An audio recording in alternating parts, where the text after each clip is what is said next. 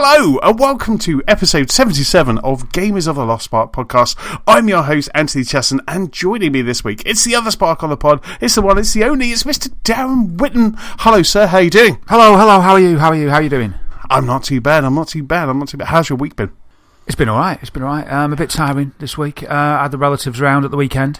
Right. So my brother-in-law and his new fine lady came to pay us a visit. We hadn't met his new girlfriend, and yeah, that was great to see them and all the rest of it. Obviously, rolled out the VR, and of course. one too many martinis. I think one too many martinis.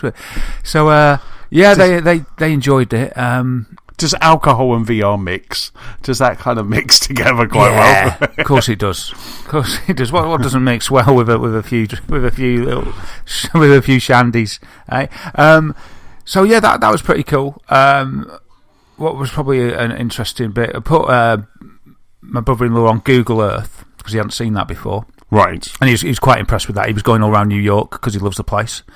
I've never been, so he's taking me on a tour.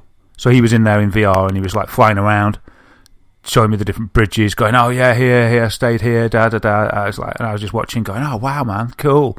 And he got to grips with it quite quick, but he did nearly he stumbled a few times. He nearly fell a couple of times as well, right? Because of the way that you need quite strong VR legs for that game, because you can just fly around, stop, and there's reverse instantly and things like that. So he was like, whoa, a few times, but he didn't fall. He was just stumbled a little bit, and then he was okay.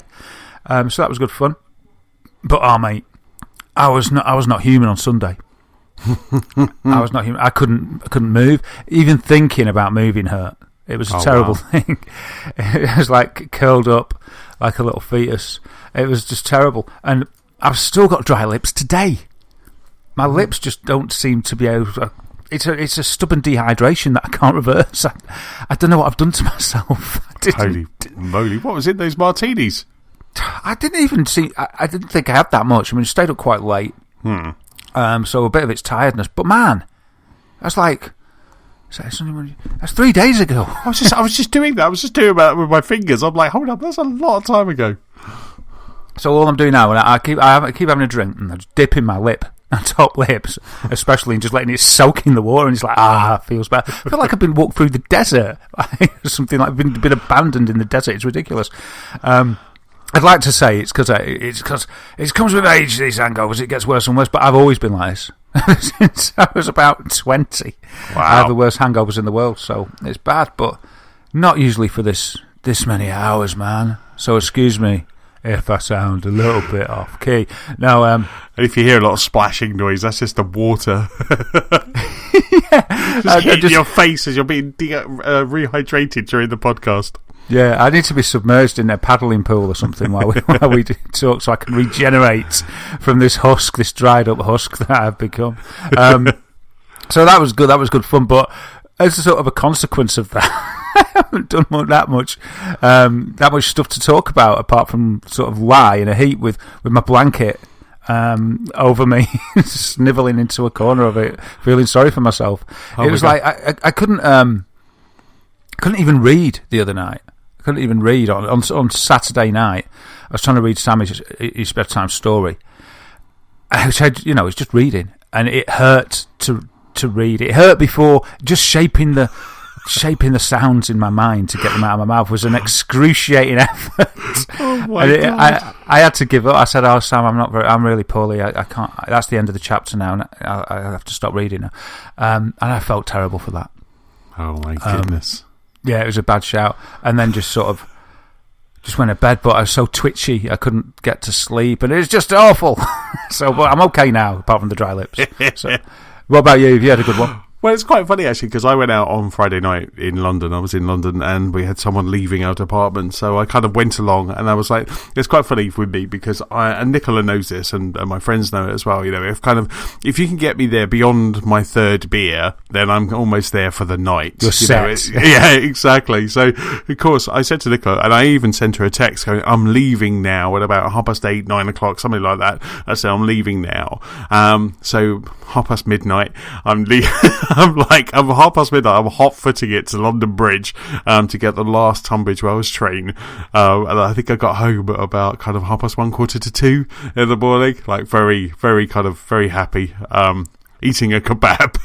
Hey, you didn't nod off on the train. That's no. I've done that before and ended up in Hastings. That's the killer.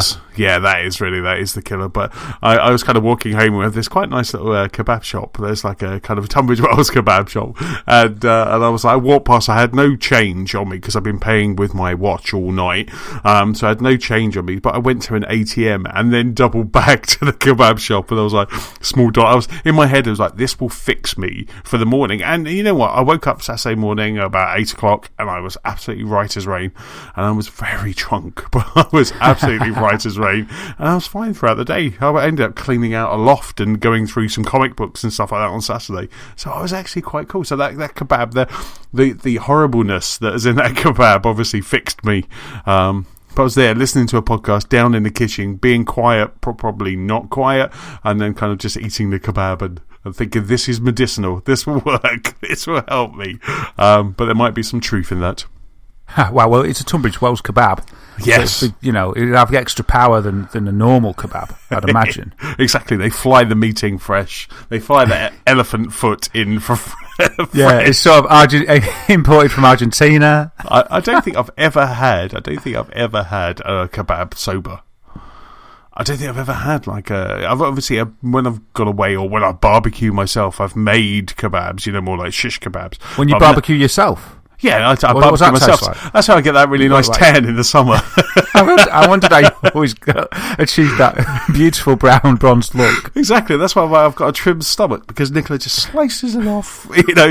So when I barbecue, it sells it to the Tunbridge Wells kebab house. Exactly. When I do the barbecue, I do more of a kind of a shish kebab rather than a slice. But I've never had that slice kebab single. So that was kind of cool. That was really good. Lots of gaming over the weekend. Another lazy one. But today, quite interestingly today, and I went into town at lunchtime. I had to just quickly pop into town. I had like 45 minutes between meetings, so I popped into town and I went into one of those news agents, he says with quotes, and I picked up one of those paper-based magazines, which I realised that I haven't done for about, I don't know, however long the iPad has been out. I haven't actually picked up a paper-based magazine in forever.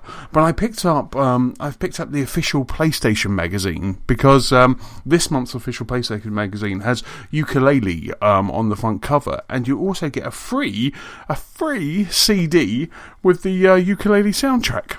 Oh, wow, how retro. What does it feel like to sort of join the tactile world? I know, it's weird, because I was contemplating, because I think as a Kickstarter backer of ukulele, I think I get the soundtrack, and this is a taster, because there's only 8 tracks on it, all from Grant Kirkhope, from the ex-Rare kind of the Viva Pinata Banjo-Kazooie kind of guy, and so there's about 8 tracks on there, so I don't know if it's just a taster, but I just really I quite like the idea of picking up this CD, so I went in, especially I had to go to the post office, and then I just went in and grabbed a magazine. It was very bizarre. Oh wow, one of my warmest nostalgic memories of a cover-mounted tape, as it was back in the day, was, I forgot which magazine, it might have been Zap 64. I think it might have been Zap 64. It might have been something else.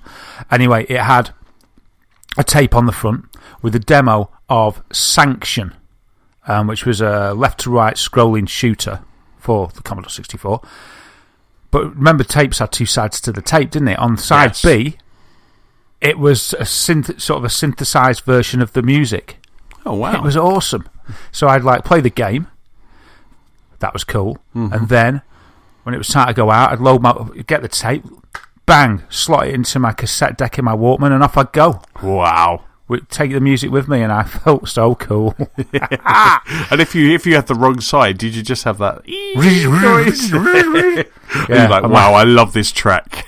Yeah, I didn't know that there was another side until my mate told me. I was popping to that for ages, and he went, "Why don't you try listening to this?" And I was like, "Oh yeah." But it's just so cool. I mean, I remember there was back in the day, I remember there was lots of magazines. We always used to have a cover mounted for, like Dreamcast had a cover, the official Dreamcast, official Saturn, all of the PlayStation magazines, always gave away demos, didn't they? They always had a demo disc. I even remember there were some magazines that had like a video. I remember there being like after E3, and it had maybe some trailers or something like that. And it was a VHS. That shows how old I am. There was a VHS that was attached to the front of the magazine. Wow. Free backpack included to get it home. You just like stick it in and then you watch the trailers. But I used to like that. There was something about, I mean, when I used to work in central London way back then, when magazines were kind of all the rage, I think I got a different magazine every day. I couldn't go past Liverpool Street W.H. Smith's without popping in and seeing if the latest magazine was out, or if I knew that the official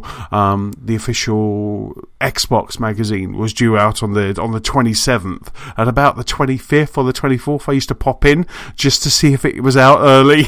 Every month, drive everyone nuts, because I'd be like, I've just got to go to Debbie Smith's just to see if it's there, and then look at that. But it was always a good day when it arrived, wasn't it? Yeah, the excitement getting the news, the smell, the smell of that new that new magazine smell. It was amazing. It's like, this is great. Almost as good as getting a new car. But the legendary one for me, you mentioned Dreamcast's Dreamcast cover discs. I sort of slipped into it then. But there was the event where a magazine for the Dreamcast, it might have been the official Dreamcast magazine actually, I can't remember exactly, but they gave away a cheat disc, a cover disc that was a cheat disc, and it turned out to be a bootloader disc that basically enabled everybody to be able to play copied, downloaded games on their Dreamcast.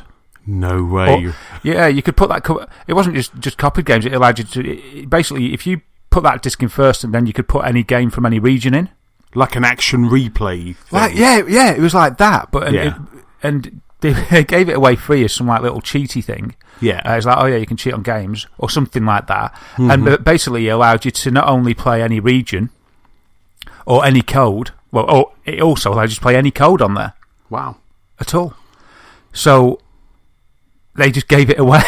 They just gave everybody the keys to the door. That'd be just the most legendary faux pas ever if that happened now. Imagine that. It's like official Xbox magazine just gave everybody the ability to just download and play games from a boot disc.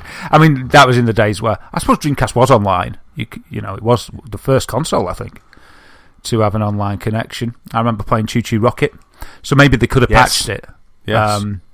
I don't know whether they patched it or not, but I do remember that happening and it being a huge embarrassment for Sega. Wow. Wow. So though this month's PlayStation magazine got a ukulele soundtrack. It seems to have a Last of Us Part 2 feature. It's got a big feature on ukulele, which I'll be reading, and also a bit of Wipeout and Crash as well. So it seems like I'm off to Manchester in the morning, so I'm gonna take that with me and read a magazine on the train. Oh wow, you're gonna look like the upper crust there. Absolutely, I got my monocle ready. I've already got patches on my jacket, so I'm good to go. It's like a broadsheet. Yes, I'll have a nice cream tea and crumpets. Anyway, so that was kind of our week. So what have you been playing this week, dude? This week I've been playing the martini game. Yeah, I've been playing the drinking game. It's a bit of a dry patch I found this last week because I feel I'm in between stuff. Right. I'm still playing Dragon Quest Builders, which is great. You're still enjoying that? Is it still? Yeah, I've opened up the third island now. Right. How many are there? I think there's going to be 5. Right. But I've been playing it sort of in between. Well, I haven't had that much time in between other stuff, so I haven't made the headway that I wanted to. Sam still got me on Rogue Legacy as well, which is just sapping away at my will to live because it's so hard, the bits he wants me to do.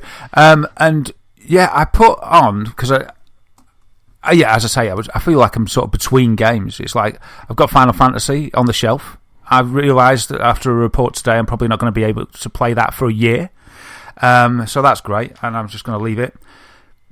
And I kind of thought, I'm not in the mood for Dragon Quest at the moment. I want to play something quick. So I had a go on Resogun. Right. Again, even though we haven't got the patch yet. So I sort of dropped in on it because I was waiting for the patch. Put Resogun on it. Had a go. And I thought, there's my high score. Let's try and beat it, because it's a fantastic game. And I beat my high score in quite quickly, in like an hour's session. I beat my high score. I was like, that's good. So I thought, I wonder where I am on the leaderboards. So I had a look. I'm nowhere near anywhere good or anything. But on veteran, I was about 6,500th in the world. Right. And I thought, that's okay. And this was a score of about 40 million or something. And then I looked at number one, and number one's got something like about, what was it, 100 billion or something massively high. It was a really high score. So I sort of made it a little quest, because I love the game that much. I thought, I think I might dedicate some time to trying to better myself at Resogun. Right. It's such a classic, sort of pure game, isn't it? It's a gamer's game. I love it so much. It's sort of retro, but it's totally cutting edge at the same time. I love it. So I've been getting into that a little bit. So I'm going to spend. That's going to be my little, kill a few minutes game. Well, more like kill an hour game. You don't have to do a big investment in the story. You could just go ping, ping, ping, ping. Play that for a while. So I'm going to try and improve my score on that as the weeks go by. And then I've also got hold of a new VR game, which is quite fun, which is called 11 Table Tennis VR. And that's a really awesome table tennis game. Right. It's so cool. It's took me by surprise a little bit. It's been out for a while. I just started reading on my feeds. It kept popping up a little bit more and more. And then I saw that there was a competition starting, that people were going to train to have this big tournament in ping pong. And obviously I didn't think that I'd be good enough for that. But it just sort of got into my consciousness a little bit more. I mean, I've never played table tennis really in real life. Only on the occasional, video game. But I just thought, that might be quite good. So I started reading up the reviews. It gets really positive reviews. And people were saying it's one of these games where you could actually transfer the skill to real life, because it's pretty bob on with the physics and everything. And I thought, this sounds really good, So I bought this game, and I've been playing it for not that long. I've had a few hours play, and I tell you, mate, it's awesome. I mean, as I say, I'm no fan of table tennis. I don't dislike it, but I've never really gone out of my way to play it. Mm-hmm. But to be able to play it at home is brilliant. So you use the controller as the pad. Surprise, surprise. So you use that as your racket or pad. Is it a pad? Is it a racket? It's a paddle, I believe. A paddle. It is a paddle, because there's a rival game called Paddle Up. There you go. So you use the pad as your paddle, or the Vive controller as your paddle, and that's it. You use the other controller to hold the ball, and then sort of you can drop the ball down with the left hand, or depending on which is your dominant hand, and then you hit the ball with your dominant hand. The table's there in front of you. You've got an AI opponent in front of you, when you've got several different difficulties, and it just feels really good. The sound of hitting the ball, the way the ball clicks on the table, the feel of hitting the ball, because it vibrates when you hit it. Mm-hmm. And it seems really good. Now, I'm no expert, so I can't really go into whether the spin works and stuff like that. But from what I've read, it's pretty bob on for the feel of for realism. So I'm really impressed with it. It's really good. So you're playing away, and at first there's quite a curve. I mean, I was just losing all the time. Put it on the easiest level against the AI, and I was just losing. But within an hour or so, within about an hour, I'd beaten the amateur level, picked up a few tips from just practicing, and it's just really good. It's quite addictive, I'm thinking now, I wouldn't mind playing it. I'm going to play it a lot more, and even more beneficial, it's a little bit of a workout, because you're sort of moving about quite a lot, moving your core left, right, looking for that ball. So yeah, I'm really impressed with it. It's dead good. There's a lot of the developers are going to add a lot more stuff to it. They say in the future there's a few different modes that they're going to add to it. They're going to add different locations and environments to it. There's only one at the moment, which is where you're sort of in a warehouse or something like that with the table there. Right. But all that's really just cosmetic. The core game is pretty excellent, I must say. And there's also a multiplayer option as well. So I've also had a go against a random person, and I just said as soon as it paired me up with somebody, I was just like, "Look, mate, I've only been playing this for a little while. I'm not very good, so I'm sorry. I can quit if you want, and you can find someone good. And he was like, no, it's cool. And we at first, it was really hard, But then after a while, he was quite patient, and we had some good rallies and stuff. I didn't beat him, but it was good. It's a really cool game. So I've been quite enjoying that, and I'm looking forward to playing it some more. That's so cool. And what was it called again? It's called 11 Table Tennis VR. And another good thing about it is you can resize the table depending on your height. Oh, okay. Oh, that's really cool. So, if you're small or tall, you can put the table to the. I don't know what the optimum height is, but you can just grip the left controller, and then you can move it in, out, away from you, towards you, and up and down to get that perfect balance. And that's good if you haven't got much space as well in your room. So you can pretty much play it with not much space, really, because you can position the table anywhere you want. And you can also sort of position your paddle as well. You press a button on your dominant hand, the one that's going to use the paddle, and it freezes the paddle in midair, and then you can sort of move your hand with the controller to wherever you like, and then when you let go, then it seals the paddle into that position. Right. So you can sort of get the sweet spot that you want. Mm-hmm. And yeah, it's just really good fun. It's strange, but I'm really enjoying it more than I thought. And it's the strange thing is that it's kind of, when you think about all the things you can do in VR, like go to space, go inside a human body, go to the bottom of the ocean. I'm having so much fun just doing something that I could do down the local sports centre, but it's really cool. Playing ping pong. But no, it's really cool though, isn't it? And that's the great thing about it. It's the complete immersion, isn't it? And you just kind of feel that you're playing that, which is really cool. Yeah, it's really good. And sort of whoever you're playing, they can wear a hat or a mask, and you can see their paddle, and you can see their other controller as well. So out of those 3 points, it's amazing the amount of personality. I mean, you can speak as well. But even when playing the AI, the motion capture is so amazing.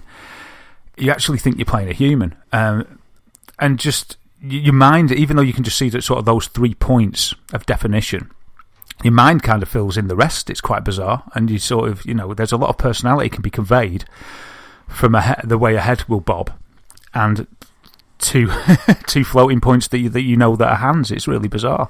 And it's quite amusing.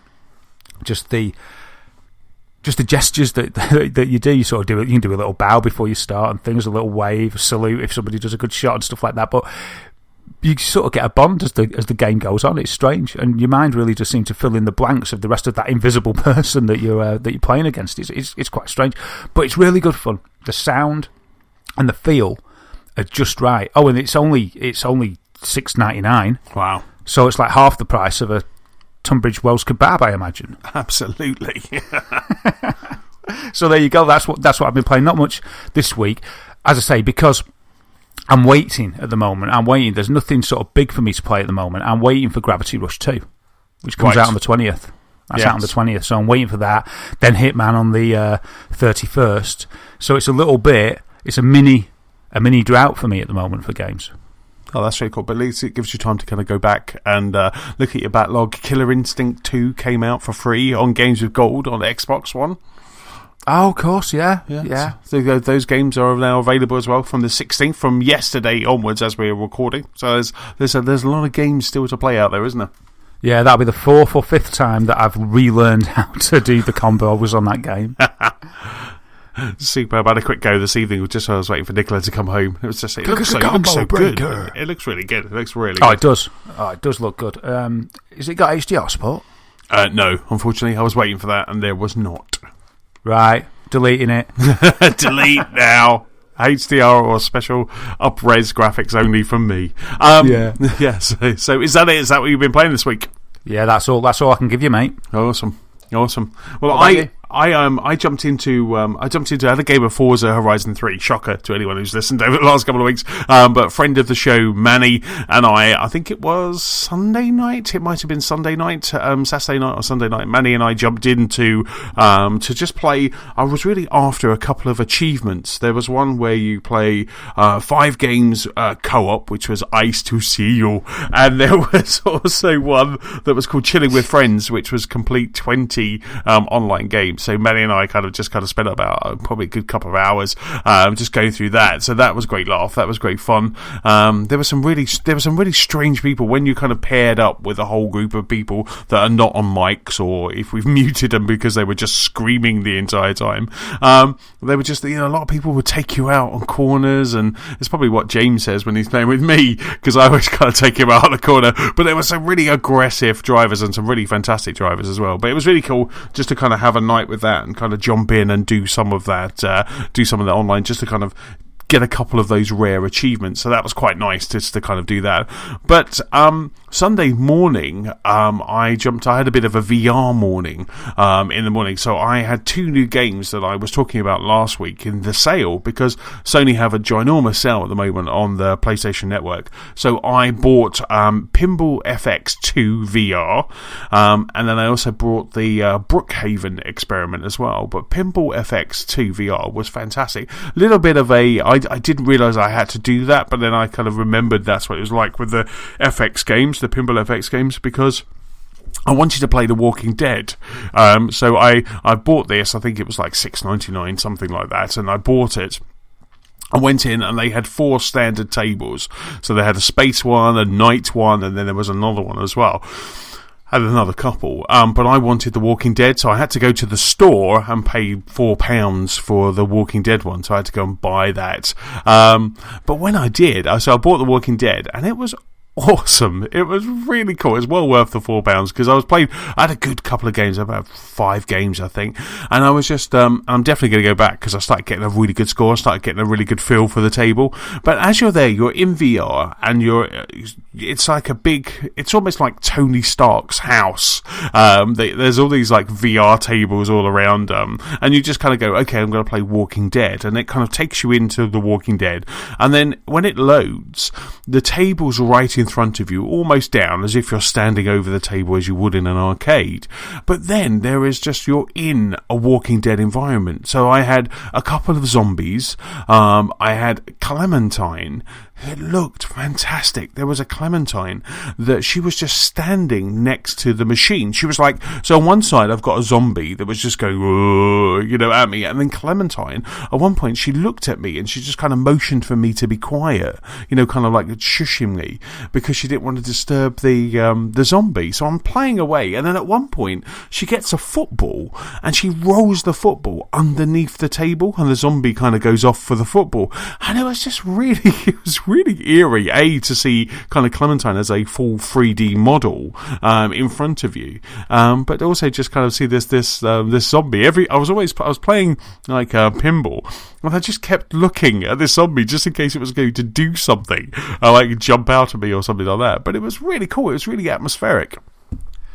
Sounds awesome, man. Yeah, I've seen a few clips of it being played, and like sort of the bit that I saw, it looked like there was like a gate, like there was a fence around you, and there's all zombies trying to get in as well. There's a window. There's a window to my left, and there was about 4 or 5 zombies just kind of banging on the window. So as you're playing this very kind of, you're really getting into VR game, you can just see these zombies from your left, and this big one trying to get at you from your right, and it's just really, and then every now and then hands appear behind the pinball machine as well, and it was so again, it was such a, so I tried the other ones. There was a space one, and your entire room just kind of turned as if you were in space, and there was little asteroids and satellites going around everywhere, and there was also one that was like a Camelot, and there was this strange stylized kind of knight, almost kind of out of Shrek kind of look, and he was just kind of making noises and kind of running around the table, but the Walking Dead one was well worth the price. Like I say, I started getting some really good scores, so I want to kind of jump in and keep playing that, because that was really good fun. Does it have any multiplayer options or anything, or leaderboards and things like that? I suppose it's got leaderboards, has it? It did indeed. They had leaderboards, and one of the friends of the show was on that leaderboard, so that kind of gave me an incentive. It gave me an incentive to try and beat their score. Nothing like that incentive. How'd you play it then? Did you just stand up at it? Well, no, I was stand up at the table. And I was use sitting the one down. Trigger. No, I was sitting down and using my joypad. Oh, I sort of thought that I pictured it, so I haven't got this. I pictured it that you'd stand up and it would be sort of, at normal pinball height, and that you'd hold the wands sort of down by your sides, and you'd do the button like as if you were pressing the button of the pinball machine. That's how I thought that the play was. No, it's like I say, you just have your joypad, and then your left triggers or the kind of either the top ones or the bottom triggers are just the paddles. So when you're sat there, is the pinball machine displayed as if it's on legs? Because yes. You say Clementine rolled the ball underneath and everything, but obviously it's at a lower down pitch than in the room because it's set at a height for sit down play.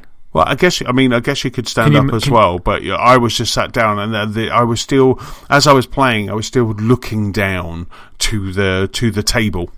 Yeah. Can you move it around, or is there any settings that you can move it around and play standing up? It's just part of it. I thought it'd be more authentic. That's all. No, it probably would have been more authentic, but it was Sunday morning, and I was being lazy. No, I'm not blaming you. I'm just wondering. Because I don't know. I mean, like I say, I just sat. I mean, the PlayStation VR knew where I was, so it just kind of rendered it just slightly low, and I did have my head down. And I was doing that. So and it was just. Really... I'm asking too much of you on a Sunday morning here. I'm sorry, mate. I'm drilling down. I don't mean it. Especially with the next game that I played after that, which is definitely a stand-up game, And I was just thought, I just see what this is like and have a play. But it was really good. So yeah, no, it was. But yeah, though it was very cool, and like I say, the leaderboard's really good because it scores you on the different tables, but then it also gives you a super score as well, and I think that's kind of it almost gives you like kind of 10 points or whatever for finishing a table or doing this. So that's the one that I was kind of playing, and I think the friend of the pod was someone called Bethel, I think, who's kind of friended me on PlayStation Network. PS-Chessman. Hello to you, and so I was just trying to beat their score, which was really cool. So it was nice to kind of have someone to kind of go up against, because that always gives you an incentive to looking over at the leaderboard going, okay, I need another 100 points, right, I'm going to play another game, and it was that kind of thing. Did you beat him? I did, yeah. I've got to go back and have a look, but I kind of beat them. Sparks. One for the sparks. I kept going. So yeah, so that was Pinball FX2 VR with Walking Dead, and then the other one, which I definitely stood up, but that was, I tell you what, the worst thing about Sunday morning VR gaming, you can't drink your coffee. There's no way that you can get a cup in there when you've got your VR headset on. You just can't get the cup in. So it's a hard one. And then also, I tried it with the headset on, so I just kind of reached over to the table, picked up my coffee, and then I was thinking, as I'm putting it back, I'm just thinking, I'm just going to drop this and it's going to go all over the carpet, is it? Yeah, because you got a tip so far back, because the other end of the cup hits you. I don't know if it's like the 8 of the Vive. The far end of the cup hits the headset, doesn't it? Yeah, it does. And so you've got to tip so far back, because you can only get it up a few degrees, and you've got to do the rest with your whole head. It's almost like I need a straw. You do need a straw. I need some kind of new VR coffee straw. Yes. So I played Pinball FX, and then I stood up for the Brookhaven experiment, which is, oh my god, that game is scary. That game is so scary. It's fantastically scary. So it's kind of readying me for Resident Evil, which comes out next week on PlayStation VR. It's also on Xbox One as well. It's PC. So the Brookhaven experiment, I did a couple of levels of the Brookhaven experiment because I kept failing on the last one, but I was just absolutely loving it. There was a warehouse where you're just kind of standing there, and then these monsters are coming at you, and they can either come from in front of you, to the left, or behind you, and you have to press circle to rotate. So you have to press circle to rotate the camera. Don't just spin around on the spot yourself. No, because PlayStation VR can't do it behind you, can it? Oh, I forgot about that. Yeah, I sort of, because PSVR is really good. I forgot it can't do that. Yeah. Okay, well that's a good workaround. Yeah, I mean, Batman Arkham. There was one point where you turned around and there was lots of penguin villains, and you just looked at them and it marked them for the Batcopter to the Batplane to take them out. So that was cool, but it didn't do that in the Brookhaven. You had to press circle, so you were constantly just kind of, and it was really good. It didn't make me feel sick at all. The movement in the Brookhaven experiment is just spot on. You know, that kind of spinning around just really didn't hurt, but like looking left and right and shooting and pointing with a flashlight or even taking them out with a knife. It was just all incredibly scary, especially when you went to the next level, the second level, which is that open area. Oh, yeah. Yeah. So they're just coming from everywhere. And at that point, and when you run out of bullets, oh my God, that is scary. Torches running out of battery as well. Oh my goodness me. And they're just, it's so scary. Laser sight was my favourite thing. Right. I haven't got that upgrade yet. At least then I could try and hit them a little bit better. But it could be a blessing in disguise, because the amount of spinning around you do because you're so petrified on the Vive version, you end up mummifying yourself in the wire. Right. You just spin it around yourself that many times. You're doing like sort of this weird dance. Yeah, totally. Wow. But no, it's just absolutely superb. Yeah, I'm glad it's good. So, that you've got some nerve. You see, I'm not that good at those games anymore. I'm not going to probably get Resident Evil 7 because I must admit, Resident Evil 7 it's going to be too psychologically scary for me. It really is, and I think that's the thing with 7, isn't it? It's not zombies. It's not. And probably are zombies, but it's not kind of, monsters or somebody with a big tongue licking you. It's kind of almost like almost Texas Chainsaw Massacre. And I must admit, I've got it from Boomerang, so I'm not buying it, I'm renting it. But I'm scared. I'm already scared just thinking about it. But I'm definitely going to try some in VR. I've already done the first hour, and that had moments that really made me jump. But the problem is, the moment you put VR on it and you're immersed in that area, you're almost waiting for the jump scares. And that just builds your heart rate, just runs. I'm going to keep my watch on, and I'm going to see what my heart rate's like while I'm playing PlayStation VR, because I bet it's through the roof, because it's just so scary. It really is. Yeah, it gets me going in even just normal games with, just like, say, the Serious Sam games or something like that, just where there's, colourful aliens just rushing at you just because of the pressure, and the immersion. Mm-hmm. But when then you hop into something like Brookhaven, and it ramps it up even more. And then, as you say, Resident Evil 7 is going to be sort of probably the scariest. Well, hopefully, it's designed to be. It's going to be the scariest sort of foray into VR. And with its sort of, like you say, Texas Chainsaw Massacre, House of a Thousand Corpses sort of vibe. And people aren't going to need to diet after Christmas. They just need to play that, and they'll just go through calories. Their heart will be racing so much, as long as they can survive it.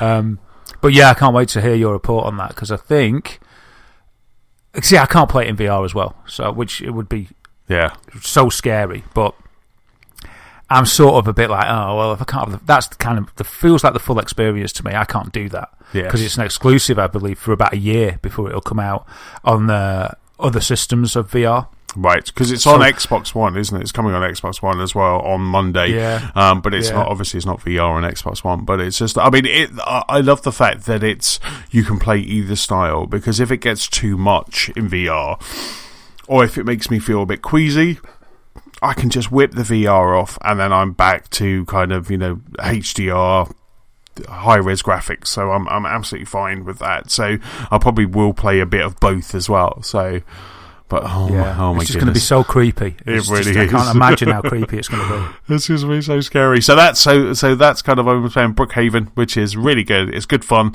And I've also, keeping on the scary tip, I've been playing Dead Rising 4. Which, as I reported last week, is my first Dead Rising game. I'm really enjoying it, actually. It's really good. It's good fun.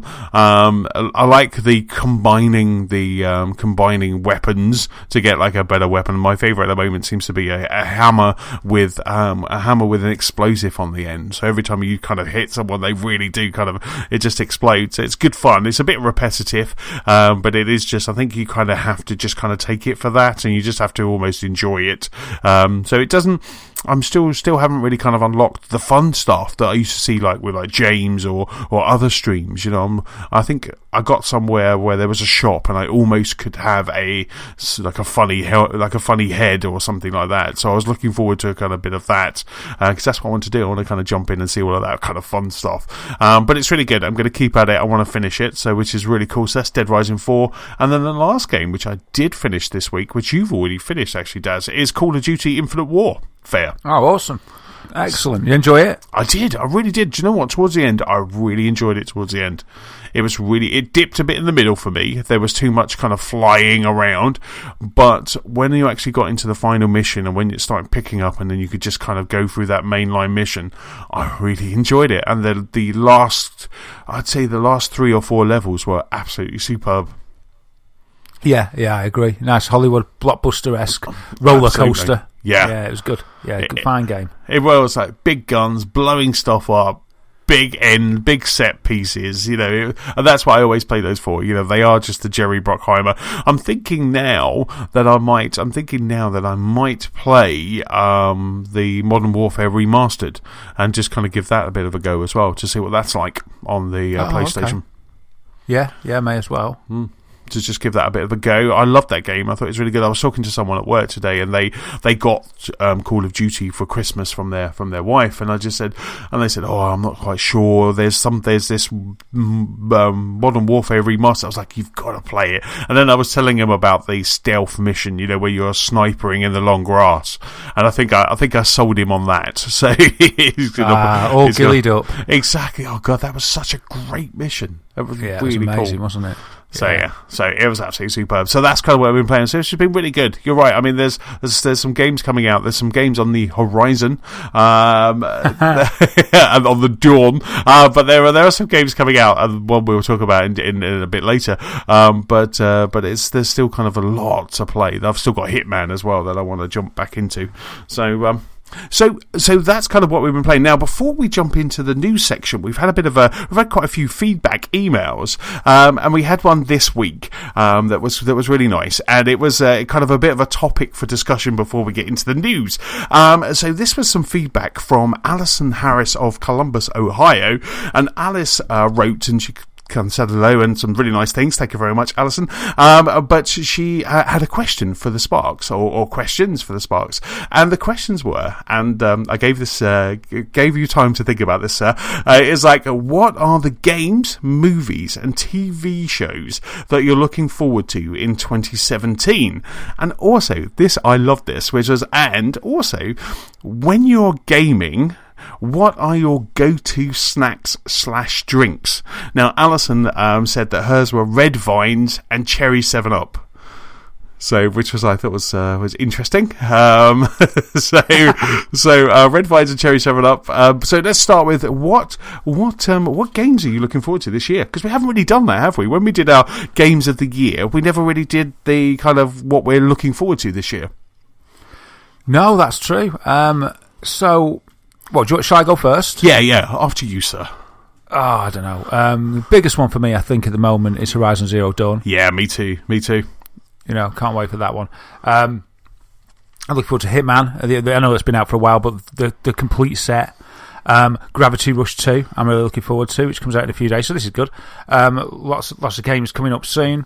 And then, I'm not so sure, really. A lot of people are excited about Neo, but I'm not, or Nio, if that's how you say it. But I played the demo, and as good as it seems, it's such a Dark Souls clone for me. I'm not so bothered about that. So, what else am I looking forward to? Mass Effect Andromeda. Oh, yes. I didn't even have that on my list, but that sounds, yes, absolutely.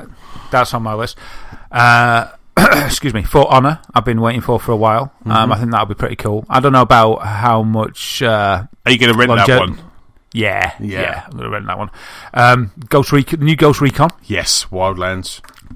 I'm just hoping that's as good as when Graw came out, Graw 2. That was great times on the Xbox. Sea of Thieves. There's so many. Crackdown 3. Hopefully. It's like you're reading my list. I mean, my list is like, I've got Yooka-Laylee. I'm really looking forward to Yooka-Laylee. I've already bought Yooka-Laylee, I've obviously Kickstarted, as I was saying earlier. So I get a free digital copy there. And I've already bought it on Xbox One as well, because I wanted to show Nicola the toy box, because I never got to play the toy box. So I'm thinking about emailing in, because you can email in. I'm thinking about changing my Yooka-Laylee digital download to the Switch version. spoiler alert for a bit later on in the podcast, the Switch version, so I can play ukulele on the go, and that might be quite interesting. But I'm definitely looking forward to ukulele when that comes out. But I'm like you, I couldn't think really kind of all of the games that I'm looking forward to this side of E3, apart from obviously Crackdown and maybe Sea of Thieves as well, because that's a big one for me. I'm looking forward to that as well. Yeah, what else have I got? I thought that Detroit Become Human looked really good at E3. I know it's a David Cage one, so it's a bit of a Marmite thing. That will it be out this year? Well, it's supposed to be. It's the same with Red Dead Redemption 2, isn't it? Yes. You know, that's supposed to be out this year, but I don't think it will be somehow. You know, I'll be glad to be proved wrong. You know, they say 2017. I'll have faith for a little while. Mm-hmm. I'm quite looking forward to that Star Trek Bridge Crew. Right. Especially if it's got cross-play and we can play it in VR on our separate systems together. Mm-hmm. I think that'd be absolutely awesome. Apart from that, I don't know. Shenmue 3, Final Fantasy 7 remaster. This was 2017, Alison asked, not 2019. Not 2117. So, I mean, I think I'm the same as you. Ukulele, Sea of Thieves, Horizon Zero Dawn. The other one that I've got is Zelda, the Breath of the Wild. That just looks absolutely stunning. So that's kind of another game that I'm kind of looking forward to. So there's lots of good games kind of this half of the year. And then next... If you could pick one, what's your big one? Oh, my big one, I think, is Horizon Zero Dawn. Yeah, me too. I think that's got kind of almost Game of the Year written all over it. I just hope I'm not. No, I'm going to temper my expectation.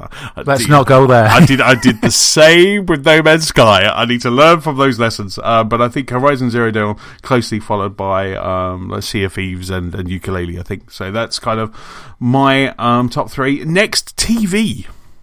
Now, I did read on the news this week that I think there's probably a TV show that you're going to list in this one. Oh, right, okay. Which was Curb Your Enthusiasm is coming back. Oh, wow, that is on my list. Well done, mate. Yeah, Series 9, that's on my list. I can't wait for that. It's been ages since he's done a series. Oh, man, how long's it been? It might have been 5 years since he did the last one. I didn't think there was going to be any more. No, and the trouble is, the thing is, I should say, they ended, let me think about this, like Series 6, I think it was, really well, as if that could have been a permanent end. And they carried on, and the beginning of it, they sort of got, the way they got round carrying it on, it was a little bit sort of like, oh, you could tell they've only just done this so they can carry it on. But the thing is, it's that funny. It's that funny that it's like, yay, well, do whatever you want, just carry on with these day-to-day fixes and muddles that you get in Larry, because it's just so funny. I love that show so much. It's one of the shows, for me, it's up there with Fawlty Towers and Seinfeld, that it's in the prized selection of the stuff that we put on, pretty much one of those to go to sleep to every night. Right, because we need something to be on in the background that we really love, but that we know well enough that we don't have to watch it, if you know what I mean. I do. But we like the background noise, so there's that. But the trouble is, Seinfeld not so much, but Curb Your Enthusiasm and Fawlty Towers have a heck of a lot of shouting in. So it's really annoying, because you put it on and you're like, oh, that's okay, and then you just start screaming and shouting at each other, and you're like, ah! But yeah, we just sort of need that to help us sleep. Other things that I've got on my list, I think you'll have some of these, mate. Iron Fist and all the Marvel stuff. Number one on my list, Iron Fist. Yes. Yeah, Iron Fist, and the Defenders series, I think, is supposed to come out this year as well. It is indeed. We got Iron Fist is March 21st, and then Defenders is at the end of the year. Wow. And then the only other thing. Oh no, I've got two other things. Stranger Things. The next series is supposed to be out this year, July, I think. Right. Oh wow. So.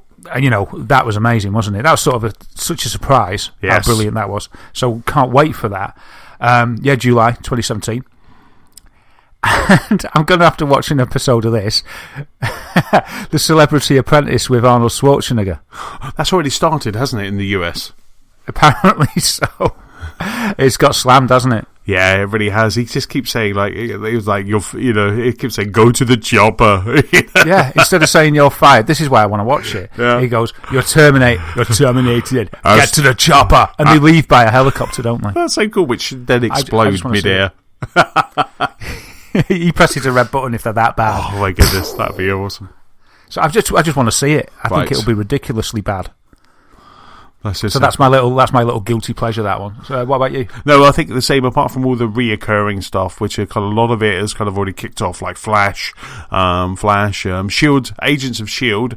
We haven't got the latest season yet. It's in the US, and I'm trying to avoid spoilers on a weekly basis. Agents of Shield, and Flash and Supergirl. They're all kind of returning after a break. They're all coming, but Defenders, Iron Fist, and maybe this year, the very last season of Game of Thrones. I was just going to say, how could I forget Game of Thrones as well? I love that. Which they reckon might be longer than six, because they was reporting it was going to be 6 episodes, but I think now they're starting to write it and kind of plan it out. They're saying it's now going to be longer than 6 episodes. So I have a feeling we'll have some kind of feature-length movie to finish it off or something. Oh, that'd be awesome, and I've sort of abandoned all hope of another book coming out. So I'm on the side of the TV show now. I've just forgotten about Winds of Winter. Well, didn't Railroad Martin say that it's going to be out 2017?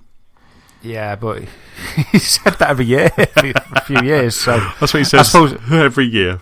That's like Final Fantasy VII, isn't it? Yes. And then the last one is movies. I think for me, the big movies I could have listed. I could have written so many movies out, but for me, I think Guardians of the Galaxy 2. Guardians of the Galaxy, Star Wars 8, obviously. Yeah, that's my top 2 just crossed off, thank you. Right, the Spider-Man, Homecoming. Justice League. Yeah. King Kong, the new Kong, Skull Island. I forgot about that. Yeah, that looks really good, that, yeah. Yeah, Cars 3. And the last one is the Dark Tower. There's many more apart from these, but the last one is Dark Tower as well, with Idris Elba.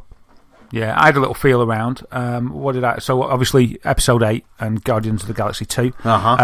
John Wick Chapter 2. I haven't seen that movie, John Wick. It's a good movie. Nicola said I should watch it. She watched it one night while I was away, and she said, "You've got to watch it." And I've never watched it.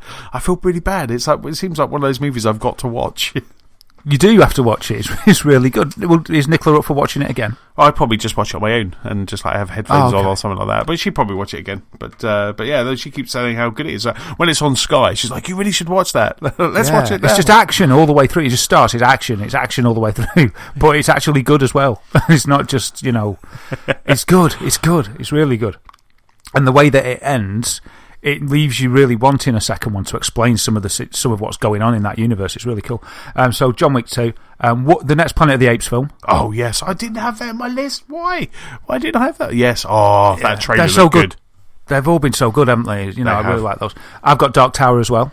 I keep meaning to start the books because they're supposed to be amazing, but I've never started them. But a guy lent me the first book at work, and I had it on my desk for 6 months because I was reading all the Game of Thrones. Right. And I was like, I'll read it when I've finished. Anyway, and I ended up leaving. So Dark Tower, Alien Covenant. Yes. Which hopefully will be good.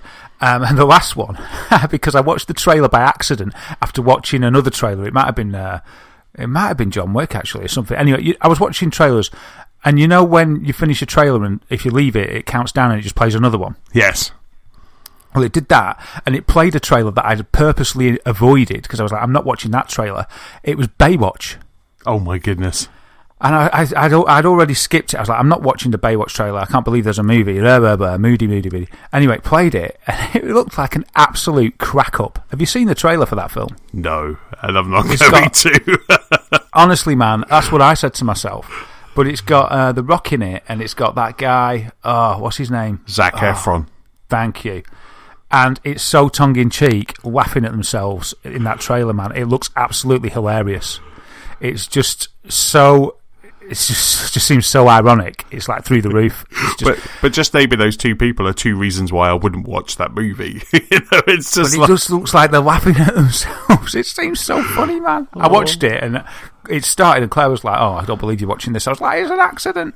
And we both sat through it, and both of us went, "That looks classic." Not that we'd run out to the cinema to see it. No. But definitely grab it on Blu-ray when it comes out, or on net. Actually, even better on Netflix or something like that, because it just looked like a complete crack up. Wow. I can't believe how funny it looked. And there's got to be a cameo from the Hoff as well. So there has to be. That's surely there has to be one. So that was my little cheeky one anyway. Nice. And then the last one that Alison asked was, do you have any go-to snacks and drinks with gaming? You is obviously martinis. But do you have any snacks or drinks? No, I don't really, because I can't eat in game. See, it's really weird. Like for Nicola and I, we have this thing where we have some foods that we've associated with franchises, gaming franchises. Like when Halo comes out, we always order East London pie and mash. So we have pie and mash and liquor. So that's kind of like the night that Halo's out, we will have pie and mash and liquor, and we'll have that. So we always kind of associate that with that. And then I don't know why this one got kind of linked to it, but when Gears of War comes out, we have barbecue food. So we have barbecue food and root beer when Gears of War comes out, and we have barbecue food from a place called Bodine's in London. And I love Bodine's. Oh, it's great, isn't it? I go up to Bodine's, they give you these vacuum packed stuff that you can then just either you can barbecue or you can stick in the oven, like burnt ends and stuff like that. So we have like floury baps, I make lots of chips and coleslaw, and then we just have that, so it's not, and then kind of while we're playing those games, it's normally kind of a mixture of like different M&Ms, like dark and light and peanut butter and all of those sort of stuff, which are always kind of grabbable distance. But I don't know why we've associated barbecue food with Gears of War, but it's just like, it's really funny. Yeah, so I don't have a go-to snack because I don't like taking my hand off the pad when I'm gaming, bizarrely enough. So, yeah, I don't. If anything, it's kind of an antidote to eating for me, playing games. So I'll sit there. I suppose crisps are okay, but they do my head in as well because you have a crisp, and then the stuff gets on my fingers, and I don't want it on the pad, so I'm wiping my fingers on the towel or on my trousers, and I'm getting annoyed because then the pad doesn't fit. It might be slipping around. Yes. And I'm like, this doesn't suit the precision I need for my gaming concentration. So yeah, I don't really snack and game, though I may, as you'll probably attest to, Anthony, I may have the odd vodka and Diet Coke or two on a Friday evening with a game. Absolutely, it was good to do that. And it's good to have a beer. It's good. It's like friend of the show, Manny, Steve, James, Matt. We're almost kind of like a bit of a beer club while we're gaming. It's like, oh, I'm going to go grab a beer. Then you want to, what beer have you got? What kind of artisan beer have you got with a nice can? So it's quite nice to kind of do that. It's quite nice to have that kind of kind of a drink, definitely a drink with a game. It is. It's like a night out in. Indeed, and even more fun. So thank you very much, Alison. If anyone's got the games they're looking forward to, or even strange snacks that they eat or they associate with franchises like myself and my good lady wife, then please send them in because it's quite fun. And also, just while we're talking about feedback, big thank you to Lee Castillo. Hope I've got your surname right. We're so glad you enjoyed the Game of the Year podcast. So let's start the news section. And in this week's news section, we're going to switch. I've got to do the finger click. We're going to switch with all the news from the Nintendo event. The Xbox dashboard gets a switch up, and Half-Life 3 could be announced today. I don't have one for Half-Life 3. So maybe Half-Life 3 could be announced today. So first up, Darren, it's time to talk Switch. So, last Friday, 4 a.m, I did it. I was up at 4. My alarm went at 4 o'clock. And I woke up at 4 and I just grabbed my iPad and sat in bed and watched the Nintendo Switch event. So what did you think? Well done you for doing it. And I'd just like to say thanks a lot, Alison, and thanks a lot, Lee, as well, for your emails. I hadn't mentioned it, but thank you. We do appreciate them. What did I think? So Switch, back to Switch. Yeah, I'm just going to switch off is probably what I thought at the end of it. So some before we get to kind of what we've been thinking, so some facts about the Switch. It's coming out on the 3rd of March. I didn't see that date coming. I think that's a really early in March. Did you? No, I didn't see it being that early. I mean, the estimates were March. I was expecting late March, 20th, 27th, something like that. So yeah, it was a bit of a shocker. That it started on a high, really, with that announcement. And it's like, oh wow, it's coming soon. Look at that. Straight away, let's not mess about. 3rd of March, bang. It's like, wow. Off to a good start. And then that was it for you. So I take it. So let's peel this back, and we'll get to some details of the Switch as we kind of go through. So by the sounds of it, we haven't really spoken about this, have we? You and I. So by the sounds of it, you're underwhelmed. Yeah, I'm underwhelmed. I didn't want to be. The night before. Have you pre-ordered? No. Right. No way. Don't be silly. Why would I? Why would I? You could read out all the facts now, right? As persuasions for me that might.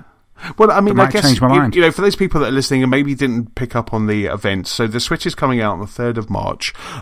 It's obviously you have all of the different modes which they showed, and I'll put a link to the Bonkers keynote because it was absolutely bonkers. They brought out some third-party developers that were just like, "Hi, we're kind of making a game. We don't have a name for it yet," and sometimes even the interpreter couldn't keep up, or they went off page.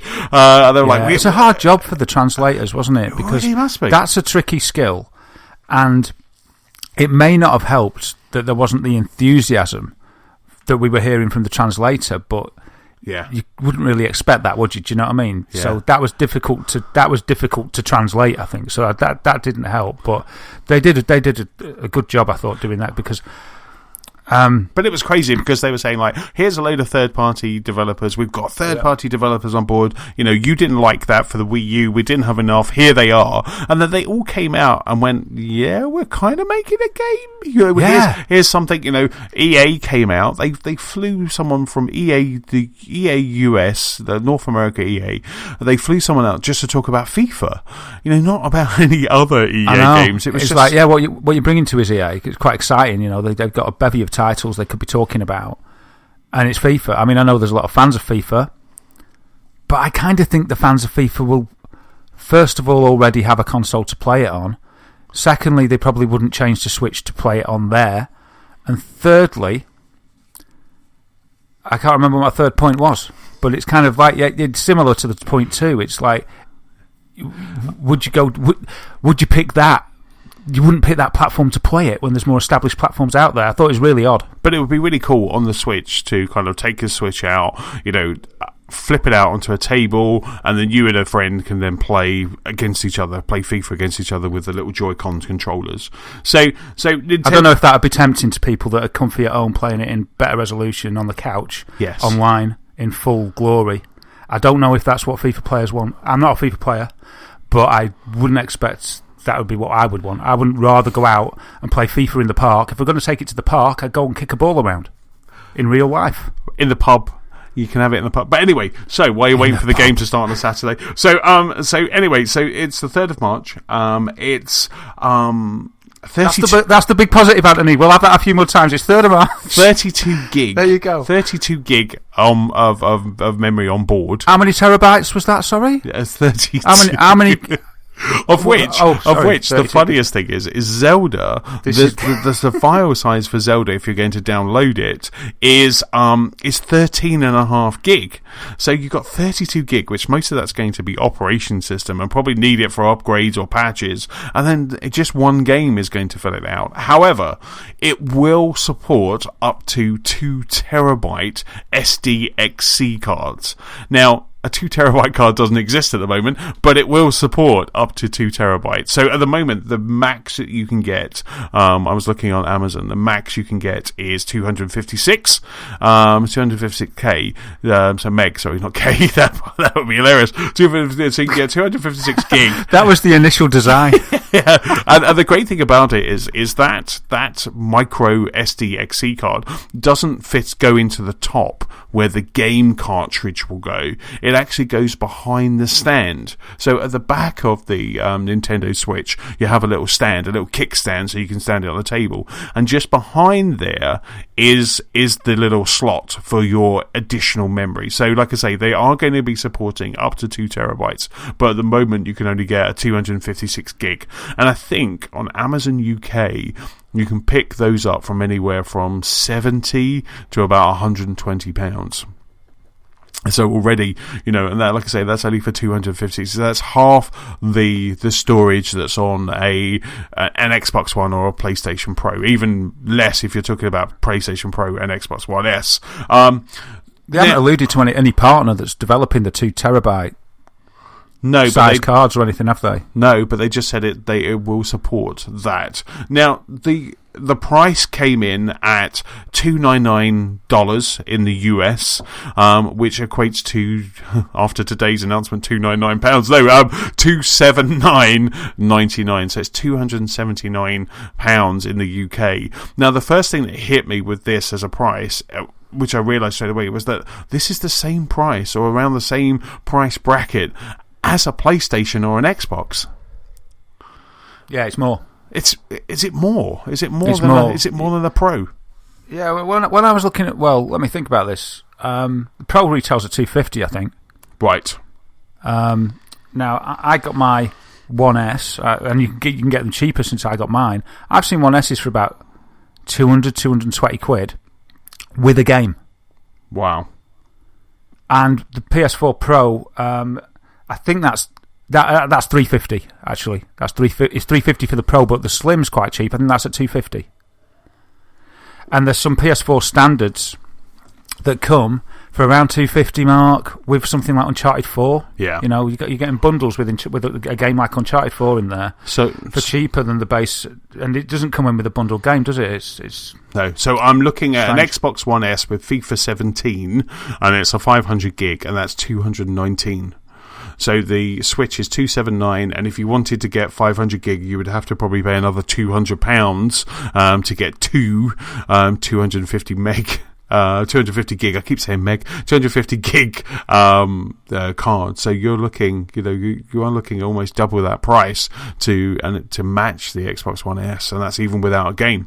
So the price really did it shocked me a little. I didn't think it was going to be that expensive, but I think what a lot of people have got kind of up in arms about is that all of the accessories are ridiculously expensive. So, if you want a Joy-Con controller set, that's $69.99. And alone, if you wanted just one Joy-Con, one extra Joy-Con, they're $39.99. So $39.99 on their own. That's for heart, because they go together as a set. They do. And then $69 if you wanted the left or right. It's $39 if you wanted the left or right. At least you can buy one half if one half breaks. Yes, I guess that's quite cool. But it's still expensive. Or if you end up with that neon red and blue one and you wanted to kind of match it out, you could just buy a blue one or a red one, so which is quite cool. The Pro controller in the UK, and these kind of more UK prices, because I only have the UK site up in front of me, is $59.99. Yeah, that's the only way you can play with a D-pad, because the Joy-Cons don't have a D-pad on them. Yeah, so that's quite expensive. And it doesn't have analog. I don't think it has analog triggers either. Right. So they're calling it the Pro. Why are they calling it a Pro pad? And then you have $24.99 for the Nintendo Switch Joy-Con charging grip, because the Nintendo Switch comes with a Joy-Con grip, which is what you've seen in those pictures, and we'll put a couple of pictures on our page of the Switch, and so where you can slot your Joy-Cons into and play it, but that doesn't charge. That doesn't charge the controller, but you can actually buy one for $24.99. You can buy one that does charge. And so they were saying, I was obviously watching and reading a lot about this, and they were saying you get about 20 hours out of a fully charged Joy-Con, so which isn't too bad. They didn't give any what the battery or what the charge was like for the Pro controller.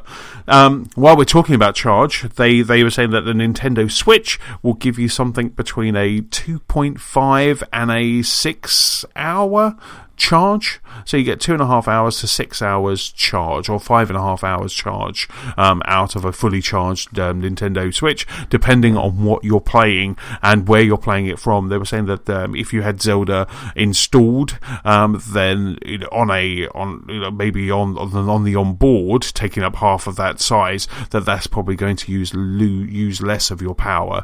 But you're looking at maybe 3 hours if you try and cut down the middle there. You're looking at about 3.5 hours playtime on the Nintendo Switch. Yeah. So what do you think about that? It's difficult, it's difficult to be positive, really. I was really determined that I wanted one. The Joy-Con actually is supposed to give about 20 hours. Yes, that's what I said. From a full charge. You said that, did you? Yeah. I thought you said it. I missed that. So it's kind of like, well, that's quite a long time of a charge, but the fact that they bundle you together, just a way of charging it. I feel that they're trying to, it just feels to me, and it might just be me, but at every single turn they're trying to fleece the customer. They're trying to just take money for all these accessories. They're charging an excessive amount considering the spec of the machine. The base machine, there's no game bundled in. They're going to try and charge extra for that to try and cash in on the novelty of the Joy-Cons. Oh man, I'm getting annoyed.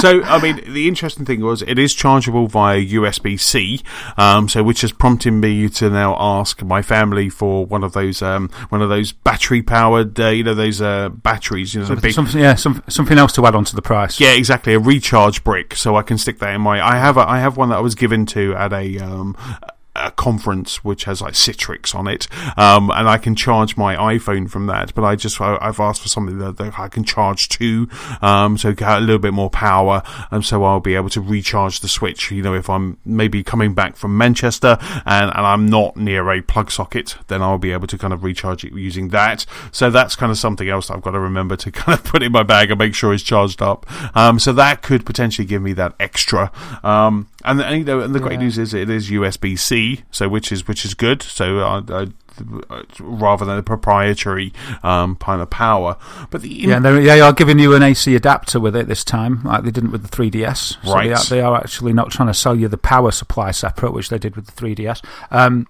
It's just a lack of games, isn't it? Yeah. It's like, I mean, we're getting games. Mario Kart 8 has got no new tracks on it, for instance, but it has new battle mode, I guess, doesn't it? It has. What is that?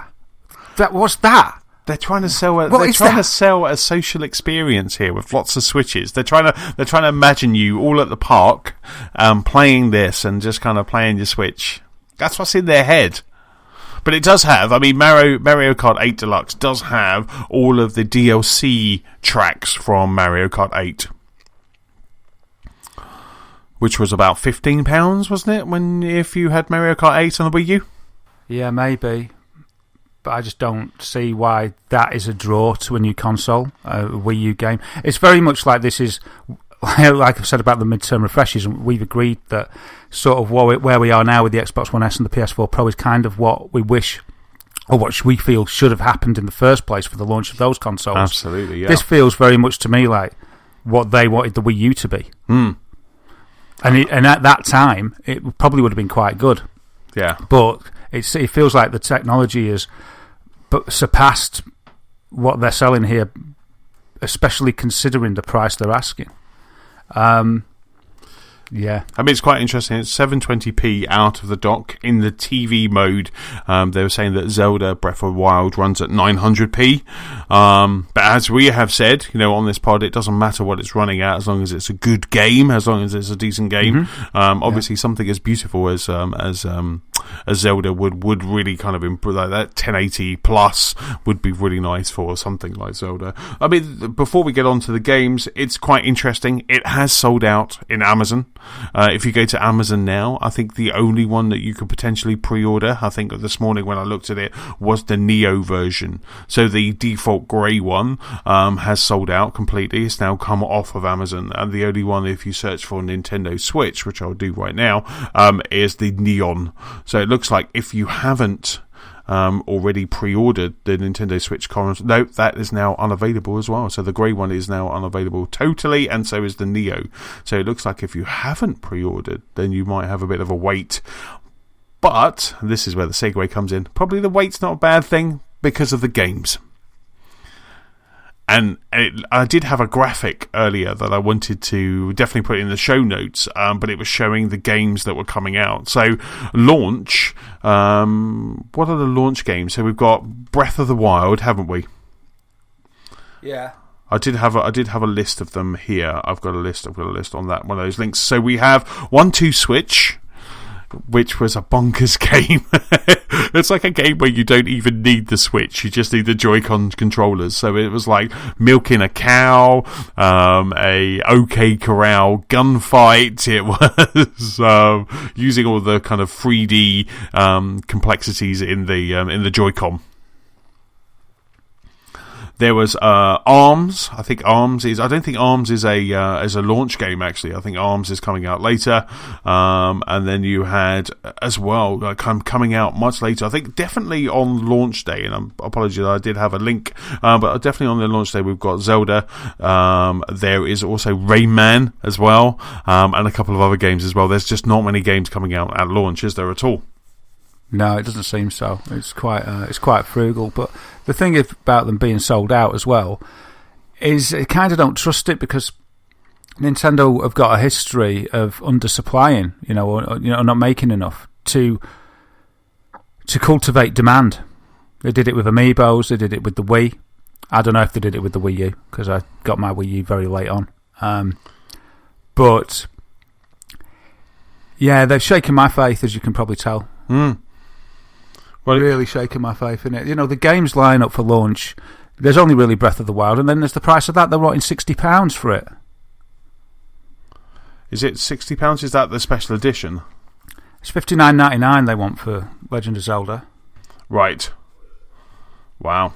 Special edition, I imagine, will be even more. So that's their base sort of price for their games. And the game that should be packed in, the Joy-Con game, 1-2 Switch, that's not bundled in, which you'd think it would be. That's like the Wii Sportsy type game. And they want something like $39.99, is it, or $29.99 for that? I think it's $29.99. I'm just looking on Amazon. I found the graphic that I was after. So Zelda is $49.99. If you're a Prime member, it will be $47.99. And the same with Mario Kart Deluxe 8. 1-2 Switch is $39.99. With Super Mario Odyssey currently, which is the new Super Mario game, which looks pretty cool, is $59.99. But that's not out till Christmas. That's not out till Christmas. So the launch games that we've got Zelda, Breath of the Wild, we've got 1-2 Switch, Super Bomberman R, Skylanders Imaginators, which obviously shows off that near-field communication that one of the Joy-Cons have, and also Just Dance 17. So they're all kind of, that's the 1, 2, 3, 4, 5 games that they're kind of doing at launch, which is quite light, it's quite sparse for a launch of a console. And then they are saying there are some other games, so the games that we'll go through here, they are saying there's some other games that they haven't spoken about yet. They're probably scrambling around trying to find some games. And don't forget, there could also be some downloadable stuff from the eStore, such as we've had rumoured but not confirmed that there's going to be GameCube stuff from the Nintendo store. And then coming out in March is Snipper Clips, Fast Racing Neo, which was that game that you liked, wasn't it? A Fast Racing Neo X game. Yeah, it's a cool game. It's coming out. Has Been Heroes, which looked actually quite good. Maybe there was a game that Guardian Heroes. It reminded me a bit of Guardian Heroes back in the Sega Saturn days. And then on April 28th, we have Super Mario Kart Deluxe 8. And then in the spring, we've got Arms, which is that boxing game. Puyo Puyo Tetris. Rhyme, which looks quite cool. I'm hoping Ukulele somewhere around there as well, because Ukulele's coming out in March as well. And this is what I mean, there's some games that we haven't, maybe don't know yet. And then summer 2017, we've got Splatoon 2. Autumn 2017, and this makes me laugh, is Elder Scrolls Skyrim. It's like, some 8 years later after everyone else has played it, it's now coming out on Nintendo Switch. And then holiday 2017, we've got Super Mario Odyssey, which looked really good, I thought. I thought that looked really cool. It's the game that I was talking about ages ago, where I wanted a new Super Mario. I wanted a Super Mario 64 game, and this looks like this is what I'm going to get from looking from the screenshots and from the gameplay. And then also in 2017, we've got Xenoblade Chronicles 2, Ultra Street Fighter 2, Sonic Mania, I Am Satsuma, Steep. Why are they bringing Steep? Steep, Minecraft, FIFA, Siberia Free, NBA 2K, and Dragon Ball Xenoverse. So that's all of the games that have been announced at the moment for the Switch. And I must admit, out of everything that we've been talking about, price aside, because it will get slashed. This is the early adopters like me will be buying this and enjoying it on day one and playing Zelda. For me, it's the lack of games, which is a bad thing for me wanting more games, because I should just be focused on Zelda. But the thing when you get a new console is you want to be able to show it off. You want to be able to go, look at this, it's really cool, I can do this. And at the moment, all I've got is that undocking and docking thing. Don't look at this, I'm off to the toilet, I'm going to take it with me. That's kind of all I've got. But I'm just really looking forward to jumping on the train, going to Manchester, and playing Zelda on the train. As the world whizzes by, I'm just going to be sitting there playing Breath of the Wild. And for me, that is just, I've got 6 more trips there and back to Manchester before I can then Nintendo Switch it. And for me, it's those journeys, because I do a lot of commuting, a lot of lengthy commuting. I think for me, it's just absolutely perfect, and I just want to be able to play Zelda. I want to be able to play that game that I'm playing on my TV. I want to be able to take it where I'm going, and that's always been the dream for me. And I think the Switch is kind of definitely doing that. It's quite funny, because at one point I was looking into seeing if you could get another dock for like the living room or something like that. So if I wanted to just take it somewhere else, but the dock is coming in at like £90. For like wow. Another dock is £90. We'll buy another Nintendo Switch. It's like because you can do that if you had. Because at one point I said to Nicola, I said because we've got 2 TVs in the movie room, we could buy 2 Nintendo Switches, and we could have his and hers Switches. And then if she went to bed, I could just she could take her Switch with her to bed, and then I could just undock mine from the small TV and then dock it into the big TV. Cool. Because it's everything that you need is in the gubbins of the Switch. So that dock is literally just to show it on the TV and charge it. Yeah, that's pretty cool. So I thought, from a wider picture, apart from that, you enjoy playing it on a commute. What do you think to their pitching, the pricing, the decisions they've made as a pitch to the world, the gaming community? Do you think they've done it well? I mean, personally for me, I'm excited by it. I went to work on the 6 o'clock train, whatever train I was, and I was pretty excited about it. I came away, I thought the keynote was bonkers. As I've said, I think some of the accessories are strangely priced. The fact that maybe the 32 gig on board, I'll get it right this time, the 32 gig on board I think is ridiculous, because it should at least be a 500 gig. It should be, you can get a 256 gig, put it on board. How big would that be? It's not going to take up any space. So I think the storage is a bit of a strange one, the accessory price is a bit of a strange one, and the lack of games.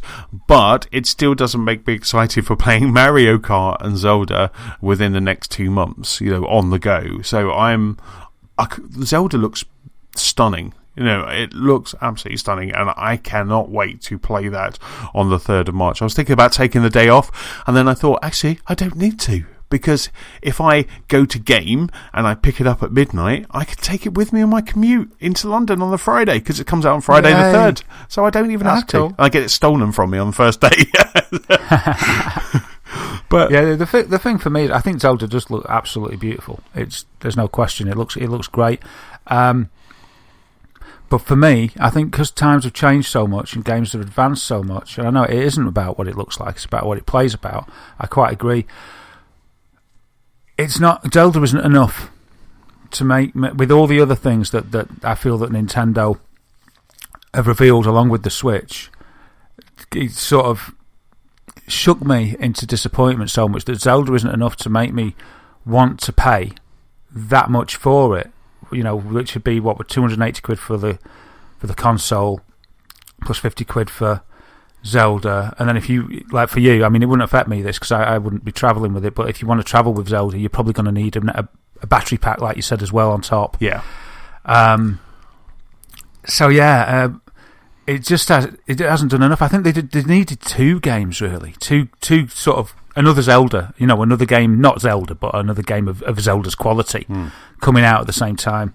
And launch lineups are never great, but I don't know if I know a lighter one with the amount of games that's come out. It's so sparse, like you say. But think about Think about it. Back to 1996, right? Let's take you back to 1996, 20 odd years ago, when you got your N64, right? Mario 64 was the only game that you needed on that launch. And I'm not trying to.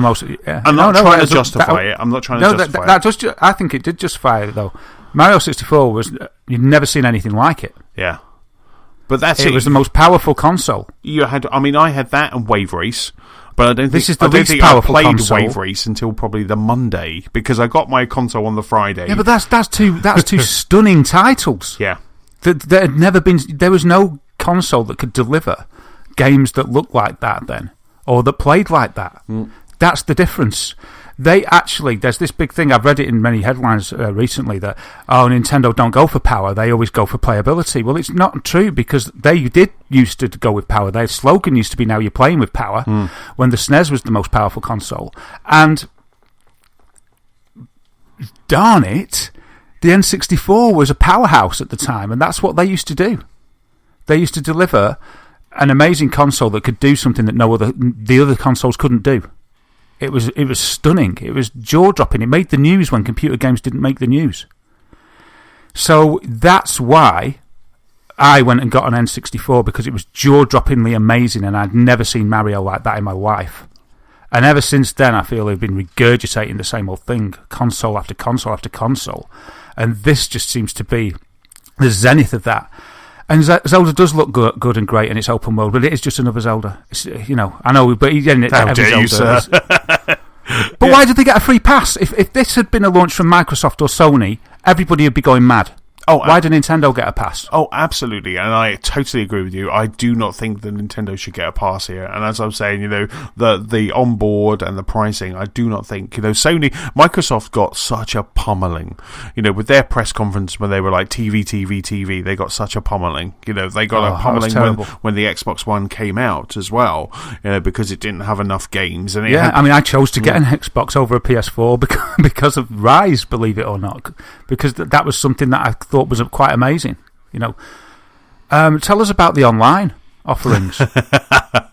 That's the online offerings, obviously, for the first time, maybe, Nintendo is going to offer an online service. So this is trading with your friends, all the bog standard stuff that Xbox and now PlayStation Network have been doing for absolute years. So it's going to be free from now until the fall, and then in the fall it's going to become a paid subscription. So just like Xbox, just like PlayStation, it's going to become a paid subscription. We don't know yet. We don't know yet if we're going to get like a PS Plus or an X Games with Gold and get some extra games each month. But we do know a little bit about that. Well, there was something about kind of some NES games, or they were going to do some kind of offerings. But what they've said that it's going to be free for a few months. It's not going to be available at launch in Europe anyway. And then we don't know what the price is. Maybe if it's like a $1, really cheap, it might be okay. What they've said they're going to do so far, is that they're going to allow us, like we're used to getting some free games each month, they're going to allow the members of their Nintendo network, or whatever it's going to be called, to play a NES or a SNES ROM. So you'll get an NES or a SNES game for 1 month. And after that month, you won't be able to play it anymore. There'll be another one. Right. That's the incentive. And what online games can we look forward to? Splatoon and Mario Kart. So they're going to hold those two games to ransom. It's not like there's a plethora of multiplayer games out there for Nintendo. And if there's going to be, that's fine, but let us know what they are, so we know what we're paying for. And so in return for your subscription, and again, we don't know how much this costs, it might be $1 a year, and then it's be like, oh, well, that's okay. They're going to give us all like something like a 46k NES ROM for a month. Or, they might push the boat out and give us a 26 meg SNES ROM for a month to play. But then, if you're liking it, after that month, it's taken away and you have to buy it. So again, it's kind of trying to shoehorn people into buying games from them. But because you won't get to keep it even if you carry on paying the membership. But if they keep doing that, how different is that from PlayStation and Xbox? Look at some of the games that we're getting from PlayStation at the moment. When it comes from PlayStation or when it comes from Xbox, they're retro-looking games. When Nintendo, the makers of all of this stuff, going to give it to us, it's wrong. You're not hearing what I'm saying. It's not wrong. They're giving you the game for a month only, Anthony. You don't get to play it after a month. But they're giving you a ROM of an ancient system that's got like virtually no value, but they just want to set. They want to keep that value and keep selling it to you over and over and over again, and they're not even going to give it you while you're a member. With PlayStation and Xbox, you keep the games while you're a member of the system. Of the program for as long as you're a member.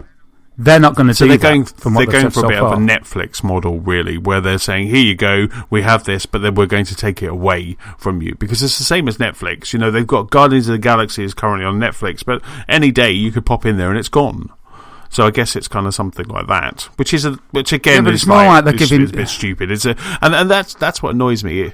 It's more like Charlie Chaplin than Guardians of the Galaxy, though, isn't it? Because it's not Horizon Zero Dawn that they're giving you for a month. They're not giving you a month's taster of Mario Kart. They're not giving you a month's taster of Legend of Zelda, which is probably the equivalent of Guardians of the Galaxy. They're giving you the equivalent of a back episode of Neighbours for a month. This is a good one where Imagine Harold died.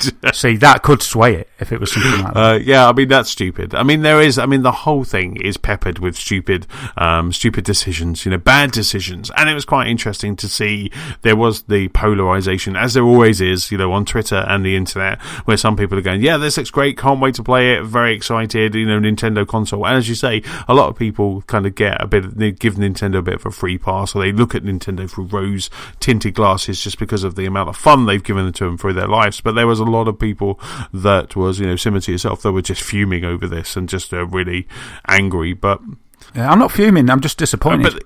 Sound like a parent there. I'm just really disappointed. And I've always loved Nintendo. And I'll tell you this, the night before, so on the night of the 12th, I as we were going to bed, I said, night, Claire. Just to let you know, I'm probably going to be pre-ordering a Switch tomorrow. And she went, you are? I said, well, it's Switch release day. I said, it's getting the announcements at 4 a.m. So I'm going to get one. It's brilliant. New console, hooray. And then by mid-afternoon the next day, I was like, no, I'm not.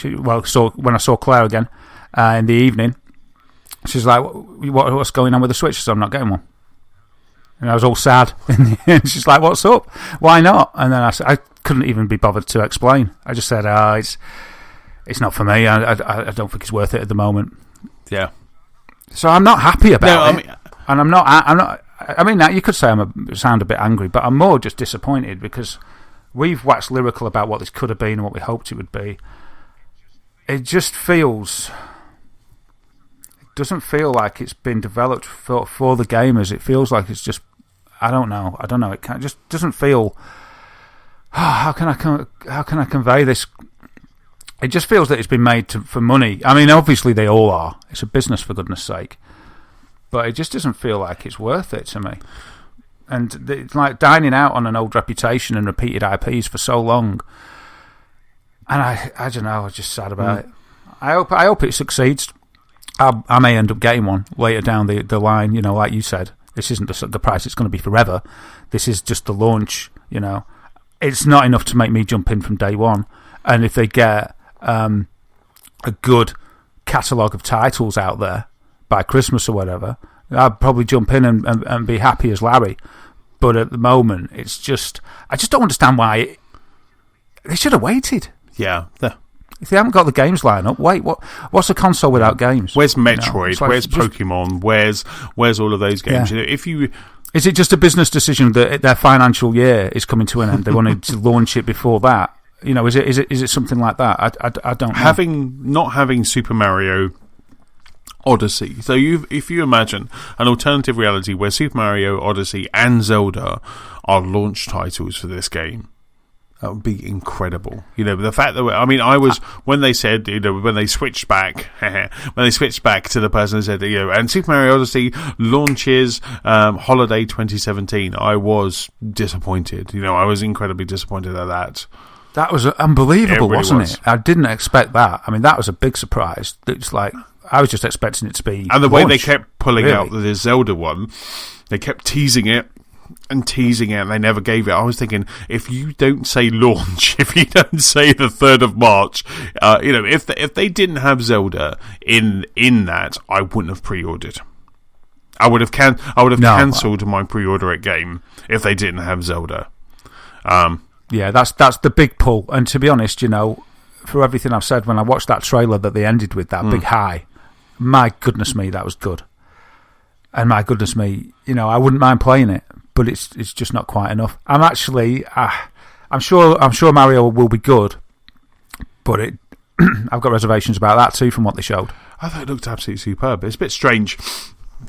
I thought the hub world looked pretty good, but the other world seemed a bit sparse to me. But then I suppose it's very early in development. Exactly, it's got almost another year if it doesn't slip, and then and also, but the strange thing is Mario isn't Mario a plumber that went down and went into the Mushroom Kingdom?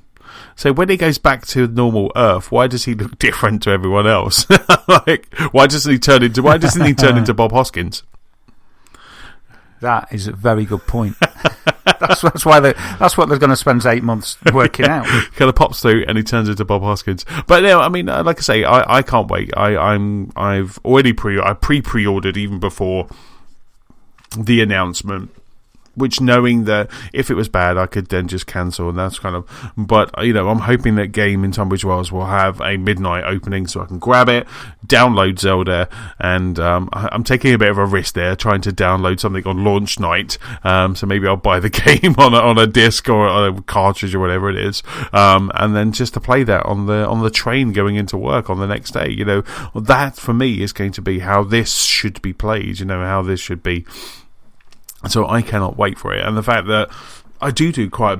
So you're seeing it as a portable, aren't you? That's the grab, isn't it? For you, you see it as a portable console rather than an in-home console. I'm surprised that Nintendo didn't do that as well. I'm surprised Nintendo kept calling it a console and they didn't call it a handheld or a tablet, because what they should be doing is they should be coming at it. It's a bloody expensive handheld, though, isn't it? I guess that's the problem, isn't it? I've just solved that, because if you call it a console, it's roughly marginally priced. But if you called it a handheld, it's £280 for a handheld. But the thing that worries me is, like, you have a kid saying, "Oh, I want that hand," and then they're going to take that out and about, and it's quite an expensive handheld to take out and about. Imagine if Sam just left it in the park and forgot, and then kind of came over to you and it's gone, and then you've lost that and your saves and all of that. There's no cloud saves probably at the moment, or if ever. So there are some concerns, there are some worries. But for me, I'm seeing this as a handheld that I can then come home and continue playing the same game in better graphics at home in my movie room with my Pro controller. Which it absolutely is. Yeah, so you won't be disappointed because you know exactly what you're getting. The fact that what I want to do, and this is kind of how it's working in my head, is that I want to be able to go to the midnight launch, grab it, charge it, set it all up, and then probably go to bed about 3 o'clock in the morning. Get up at like 6, go into London, play it on the train, play it on my way home, and then get home and then go, "Doc, look at this, Nicola," and then give her the whole kind of tour and the whole shebang. And that's what I want to do. So for me, that's launch day. Yeah, and that sounds good, and I'll be sad on launch day because I'll want to be part of it. So yeah, I'll be sad. But I'm not going to get one. But hopefully they'll tempt me over as the months go by with more news of good stuff. They've got to do an E3, surely. They have to do an E3 press conference, or they have to do it. They've been distancing themselves, haven't they? They've got to. They've got a new console, or their own now. thing. They do their own direct. They're doing Nintendo Direct. I'm not sure why this wasn't a Direct, really, because it didn't really have much coming from the crowd, did it? So it would have had. Yeah, it would have probably been better to have given it a bit more production value, wouldn't it? And tailor it to the audience a bit more, for each audience territorially around the world, because it did seem to lack a bit of enthusiasm, a bit of pizzazz. I mean, that guy that was dressed up as, he had the Mario outfit on, didn't he? Talking about it. But he was just so solemn. It just didn't kind of fit, did it? He was there in that massive hat, and he was just like, yeah. But then the guy who laid on the sofa as well, the translator. Oh yeah, that was funny. And then he had his own video as if he was a magician, didn't he? I mean, and that's they spent way too long on the 1-2 switch and arms for my liking. They spent way too long on that and made it look gimmicky, just like the Wii. Yeah, and I found that on 1-2 switch, that beginning sort of reveal where it was like a shootout in the Old West. And I was just watching it, and I was thinking, crikey, will you get on with it? I don't mind the concept, but it just seemed to go on for ages. And I was like, oh my goodness me, will you get on with it? I'm getting so bored of waiting to just see this, and I can tell it just didn't. But it feels like you're shaking a glass with ice cubes. Yeah, I was just going to get the HD Rumble. I was like, that's kind of all right, but it doesn't make me want to buy the console, unfortunately. Especially not if you want to play. So if you want 2-player local co-op with ARMS at home, you have to jump on board buying an extra pair of Joy-Cons, won't you? Which is another £70 on top. Yeah, so I don't know. I think the pricing may be fair because it's quite a complex controller. It's got a lot of stuff going on in there. So it may be that it's a fair price for what it is. But the thing is, and if it's only worth what it'll do. And to me, that kind of WarioWare selection thing, first of all, not being bundled in, because I would really expect that. Secondly, didn't really appeal to me. Thirdly, I love WarioWare on the Wii, and this just seemed like that, but it didn't seem that new to me. I think that maybe they've got something up their sleeves that they can show that this can do, and that'll have me sold, but nothing that they showed, even the 1-2 switch, which I think that was their killer thing. I think they were expecting, and maybe other people thought it was amazing, but I think they were expecting to knock it out of the park with that 1-2 switch, a bit like, Wii Bowling and Wii Sports. That was the Wii Sports moment. But for me, I was just like, yeah, so what? It's just like a Wiimote, isn't it? It's just... And when he did that glass of water thing, Claire saw that bit and she's just like, what? I was like, well, I was a bit stuck for words, really. But yeah, I suppose that's pretty cool. But I don't want to... I'm not that bothered about milking a cow and stuff. I've done it all in WarioWare anyway. And certainly not. I wouldn't pay again to do that. So 3rd of March. 3rd of March. 3rd of March it's going to be here, and we can listen to your impressions when you get it, which I'm looking forward to. And I imagine it'll be really, really beautiful device. It'll work really well. There'll be no problems with it. I think it'll be great, and Zelda will be awesome. No, absolutely. So next piece of news, sir, is with you. You were deflated after that. Maybe we should have just done that on its own. I'm all sad now. It's just... As I say, it's just... Sorry. Anyway, so the next piece of news... think about it, actually, before we go into the next piece of news, your 2017, when we did our Game of the Year, your 2017 prediction was that Nintendo this year, they would crash, burn, and become a software developer. That's not looking too much of a strange or out there suggestion now, is it? Not to me, no. And it's something that I'm quite upset about it. It's passion rather than, it's just... it's just like flipping heck. Why can't they have done it right? Because they got the money.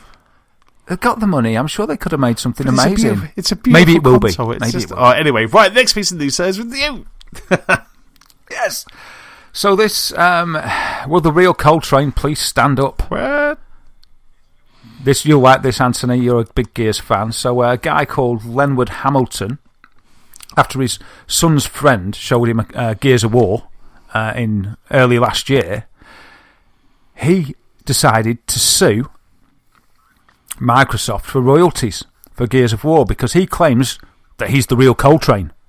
What? He's like, whoa, sucker, that's me. Yeah, he's the real Coltrane. Yeah. So we don't know who he's got to sue yet. It might be Epic, might be Microsoft. Cliffy B. Could just be Could be Cliffy B. Could be Lester Spate, who does the voice for Coltrane. But the story is, they used to work together. Who did? Okay. Lester Spate, the voice actor for Coltrane, and this guy who's suing, Lenwood Hamilton. Mm-hmm. Okay. Plot thickens. And they worked, it does thicken indeed. They worked in a wrestling company that Hamilton owned. And he's the man. He says he's the guy. He is Coltrane. All of the stuff that the character does, he claims, come from him. Ah. And so he's suing because he feels that the character of Coltrane has been directly lifted from his personality. So the story goes. So the story goes further. They worked together and they thought about creating a video game character when they did work together. And from Hamilton's account, the other guy, Spate, took off with the idea and he established Coltrane in Gears of War based on him. Wow. And Hamilton says that he is Coltrane. So he's going to sue for it. He says that the characters like him in every way, virtually every way. He's a former football player. After being a wrestler, he's got a gold tooth. So he's going to be suing because of this for sales and profits money. So that's going to be a heck of a lot of money. It really is. If he can get away with that, then wow. I know, it's like cha-ching. So yeah, we'll see what happens. I think Coltrane has been in all the Gears games, hasn't he? He has indeed. So it could be backdated. So it could be like 1, 2, 3, Judgment, and 4 that he could get. He could get, a slice of the profits for if he was successful in this case. Wow. So there you go. That'll be interesting. I'm sure. So is there any figures mentioned in the news article? No figures as yet. Just the it might get thrown out. I don't even think there's actually a court case yet, but we'll see. Because it may just be doing this to get a settlement. Wow. So we'll see what happens. But yeah, there you go. So if you're going to create a video game character, don't make it too much like anybody that you know. You never know what might happen. But I'm surprised if he was so close with this guy that went off and did the voice for a video game character. You'd think he would have seen it before 2016. Yeah, so that's a bit odd. So I don't know. Or maybe he's just waiting until the opportune moment. I don't know. Maybe he's a bit hard up, and then he's used this whole "my son's friend showed me this." He was a millionaire. He lost all his money at the races or something, and he's like, "Oh, I'm going to play my last card." But imagine if that was true, and you were just walking past your son's bedroom, and suddenly you heard, "Woo, sucker!" And you're like, "I used to see that," and you're like, "That's me." Yeah, imagine it. Well, you can imagine this. You walk past your nephew's room one day, and you hear this game that he's playing, and he's like, and it'll be a month and change, and you like peek through, and there's this character that looks exactly like you in the game. You'd be like, he's got patches. I'm like, awesome! Look at my patches, and I'll be like, that's me. And then I'm suing. You'd be well on it. So we'll update you if there's any updates on that story. We'll keep you appraised of what's going on because that's quite funny. That really is. And next piece of news is with me, and this is all about the next update that's coming to both Windows 10 and also to Xbox. So Microsoft have been teasing. They haven't given too much details, but they've been teasing information about a Windows 10 update, and they're quoting, "It's the best Windows ever for gaming." And what it's going to be doing is it's going to be introducing a new game mode as well as teasing Beam. Now, Beam is kind of Microsoft's version of Twitch, isn't it? It's kind of they bought Beam, a Seattle-based company, and they're going to be using Beam, and they're going to be integrating this into the operating system on both Windows 10 and also onto the Xbox as well. So it would almost be a kind of one click away, and then you're streaming online, you're streaming your content. And I believe the Beam is also what they were talking about previously, which was about how you can create tournaments as well. So we could have a Lost Spark tournament on Forza or something like that, and we could control and set up one of those tournaments. Oh, that's pretty cool, because you need a USP, don't you? Because you've got Twitch. Yes. And you've got YouTube Gaming to go up against it. These are massive, aren't they? Yeah.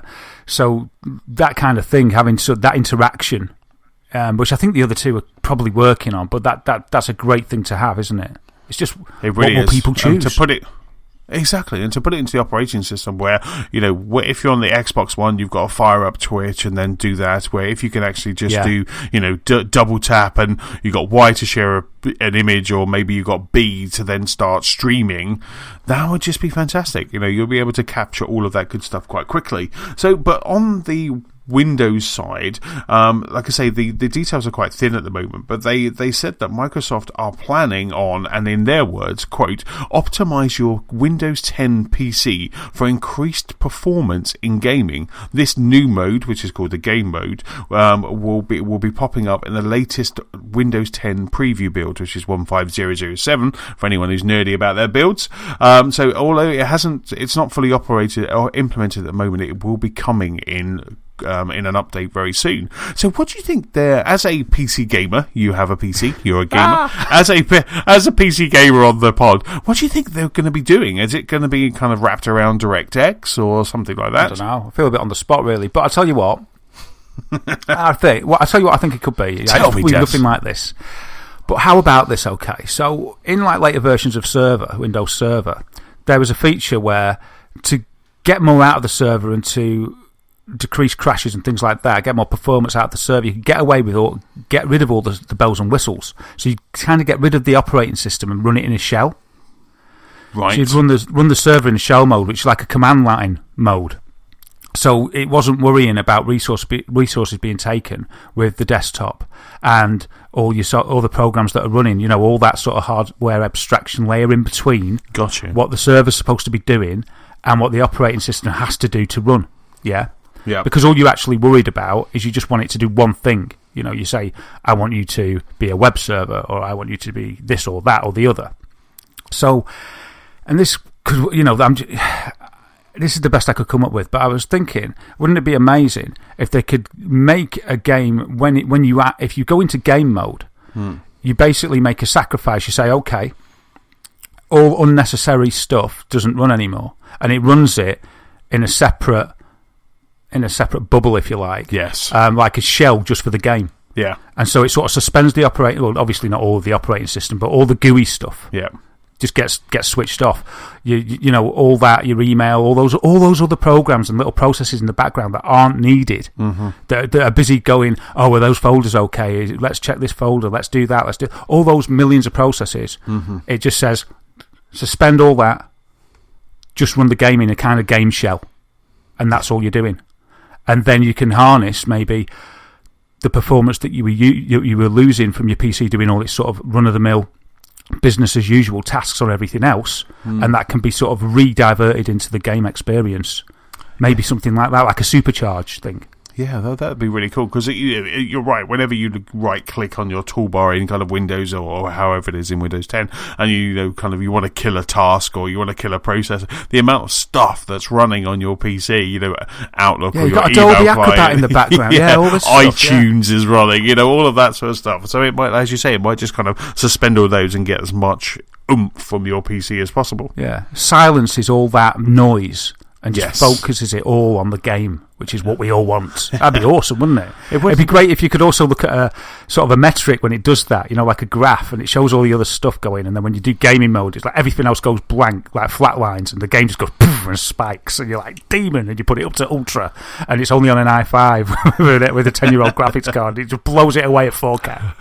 Microsoft is just blowing away all of those graphics card creators because you can now get 4K from an old graphics card. Like, yeah, everyone's digging out their old laptops out of the dustbin. But that was, I don't know, I thought maybe something similar to that, but I only heard about that, today when you sort of, when you mentioned it a little bit, you gave me a bit of a heads up on it.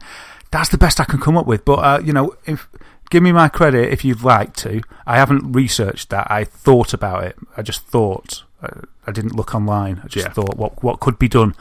And I thought that would be brilliant, a really cool thing. That's really cool. And then also coming in this creators update, as I was saying earlier, we have the Beam integration. So if you're on Windows 10, it will be a case of hitting the Windows key in G, and then the gaming bar will drop up and will pop up, and you'll be able to just drop straight into your Beam stream, because you'll be able to tie your Beam stream, I'm not going to say that too many times, to your Xbox Live account. So whether you're on Xbox One or whether you're on Windows 10, you'll be able to just very easy. I don't know how you're going to do it on the Xbox. Like I say, it'll probably be double tap and then off you go. But then you'll also be able to Windows key and G, and you'll be streaming straight away. We did, however, so this is kind of all of part of the creators update for Windows 10. We did, however, get a bit of a glimpse last night at the new Xbox guide. Now, there's a new Xbox guide that's going to be coming as part of this creators update. And last night or the night before, Mike Ybarra, who is the director of program management for Xbox and Windows 10, he was beaming, because I guess that's what you do. You don't Twitch stream, you beam. He was beaming the Wolf Among Us. I thought you meant he was just smiling. Yeah, he was just he was really happy because he's really, really impressed at this. Beaming this morning.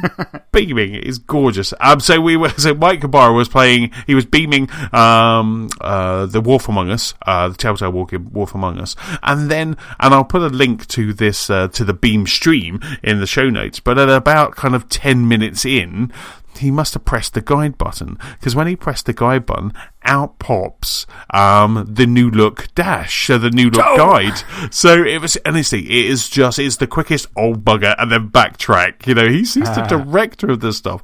It was really quite interesting because obviously that was shown a lot on Twitter today, and even AC Bongos, who is the kind of UK Major Nelson, if you will, he's kind of UK frontman for Xbox in the UK. He was like, I've been playing with this build for a while and I absolutely love it. So it's almost like it could have been just a stealth way of showing people it, or it could have been an absolute mistake that they've now jumped on. But the preview program is coming, so anyone who wants to join the preview program can, because you just need to go to your Xbox Dash now, and then you go into the preview program and you just opt in to get this update. So that's now available to everybody. So it's not just, I think you have to go into the Xbox Insider Hub that you'll be able to find in your apps. So you just head to the store, go to the Xbox Insider Hub, and then when you go in there, you'll be able to join the next Insider or the next preview program when that rolls out.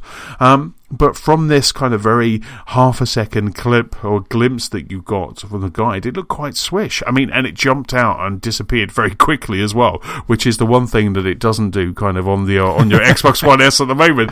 So maybe he was just doing that to show people how quick it kind of pops in and pops out.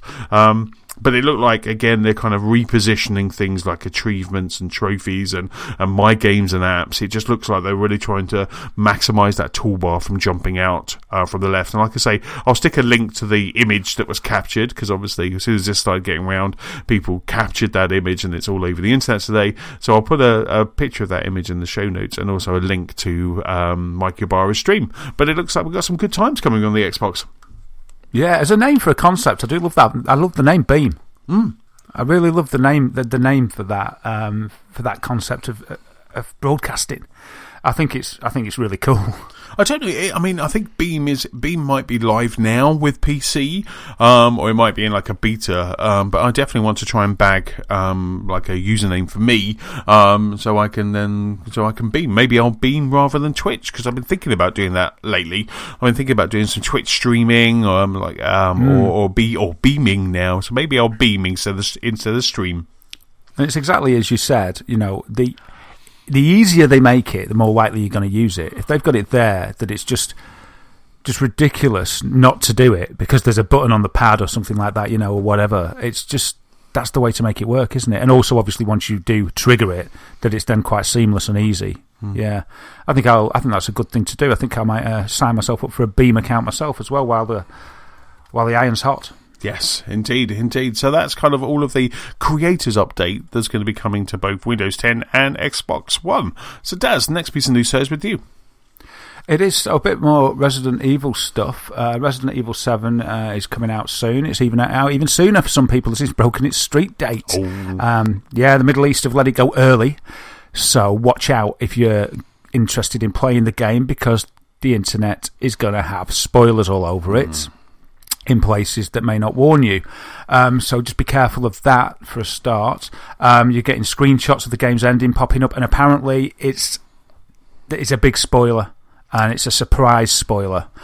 So try and just stay on trusted websites that won't break your heart with some great picture that could potentially ruin the end of the game if you're looking forward to it.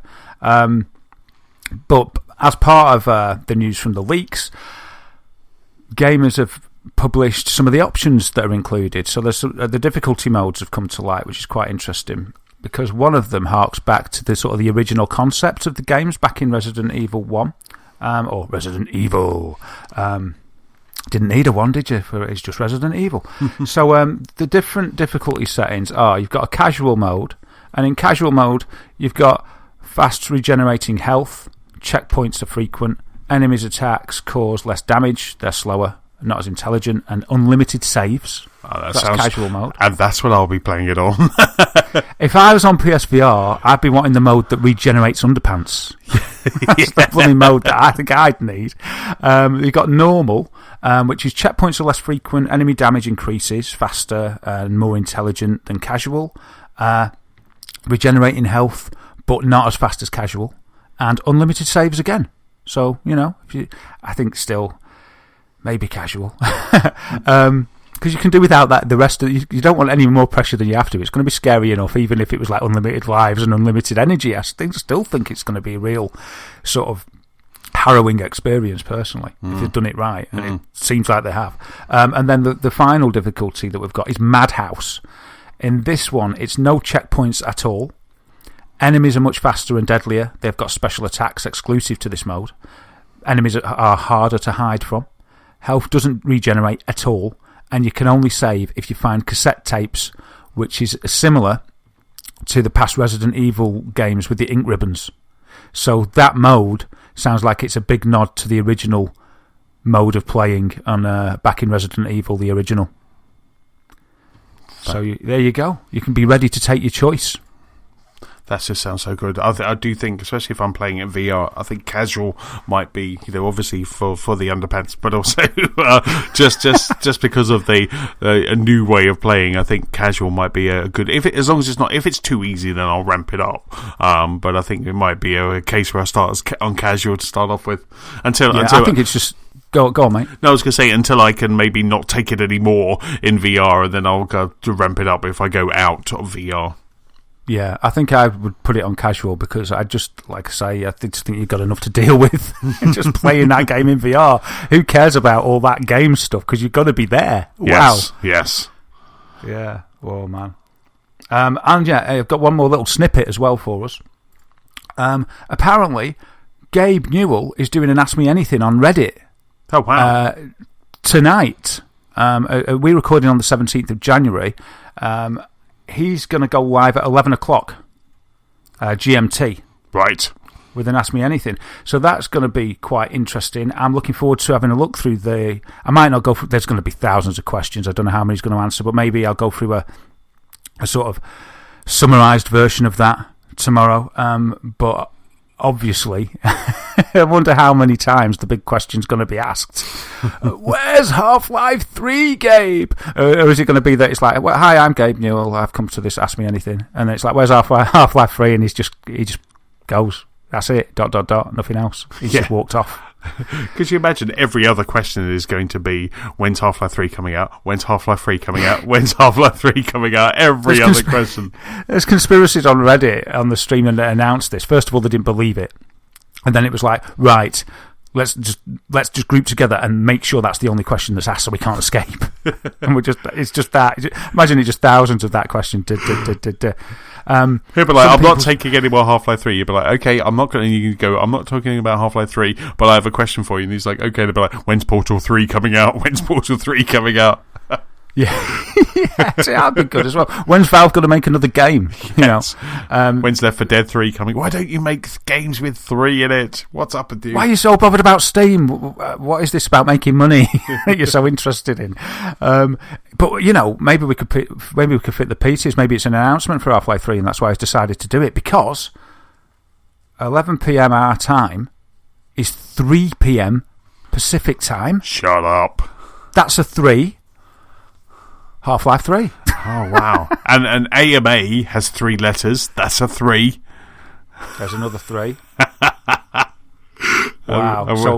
We're clutching at straws. There's a 3. But that's really interesting. It's concrete. God. I'd love a Half-Life 3. It would just be really good to live in a world where we're now getting, Last Guardian was a big pile of poo, but, in a really good world where we're getting Final Fantasy VII Remake, where we're getting Last Guardian, where we're getting, then we get a Half-Life 3, we get Shenmue 3, we get all it, just to kind of almost finish off all of these things that were left over from our childhood or from our kind of time gaming. It would be really nice just to kind of get closure on all of those, wouldn't it? It would just closure, isn't it? And you're like, it's done. At last, I can lay it to rest. But I don't know if Disney will ever let the Star Wars license go. There's always going to be another Star Wars, so I don't think we'll ever be able to lay it to rest, even if Half-Life 3 comes out. But, with the 2 Star Wars films that have come out since Disney kind of took them, then they can just keep making them. They just keep making. The thing with Half-Life and Portal and Left 4 Dead is that Gabe Newell, Valve, they could do a Kickstarter. Imagine if Gabe Newell said, I'm kickstarting Half-Life 3. Wow, it'd break the internet, wouldn't it? It'd be like funded in 10 minutes. Yeah. It would be like, you remember when Ukulele went and everybody just went bananas over ukulele. You know, they had a figure that they wanted, which they just broke, you know, instantly. Gabe Newell and Half-Life, they could do that if they wanted to get some cash before. If they wanted the cash before they made the game, and you know, make sure that you say when the game's coming out. Don't just say, yeah, we're going to make it. Let's see how much we can get from these guys. You know, and then the amount of money would just show the love that everybody has for that game and and what they want. You know, it just with these sites that are now available, GoFundMe and the other ones that we were talking about, and Kickstarter, they could really kind of just go, okay, how much do you guys want this? Let's test the water. You know, get millions within the first day, and they go, okay, yeah, we should make this then. You know, and it's very bizarre.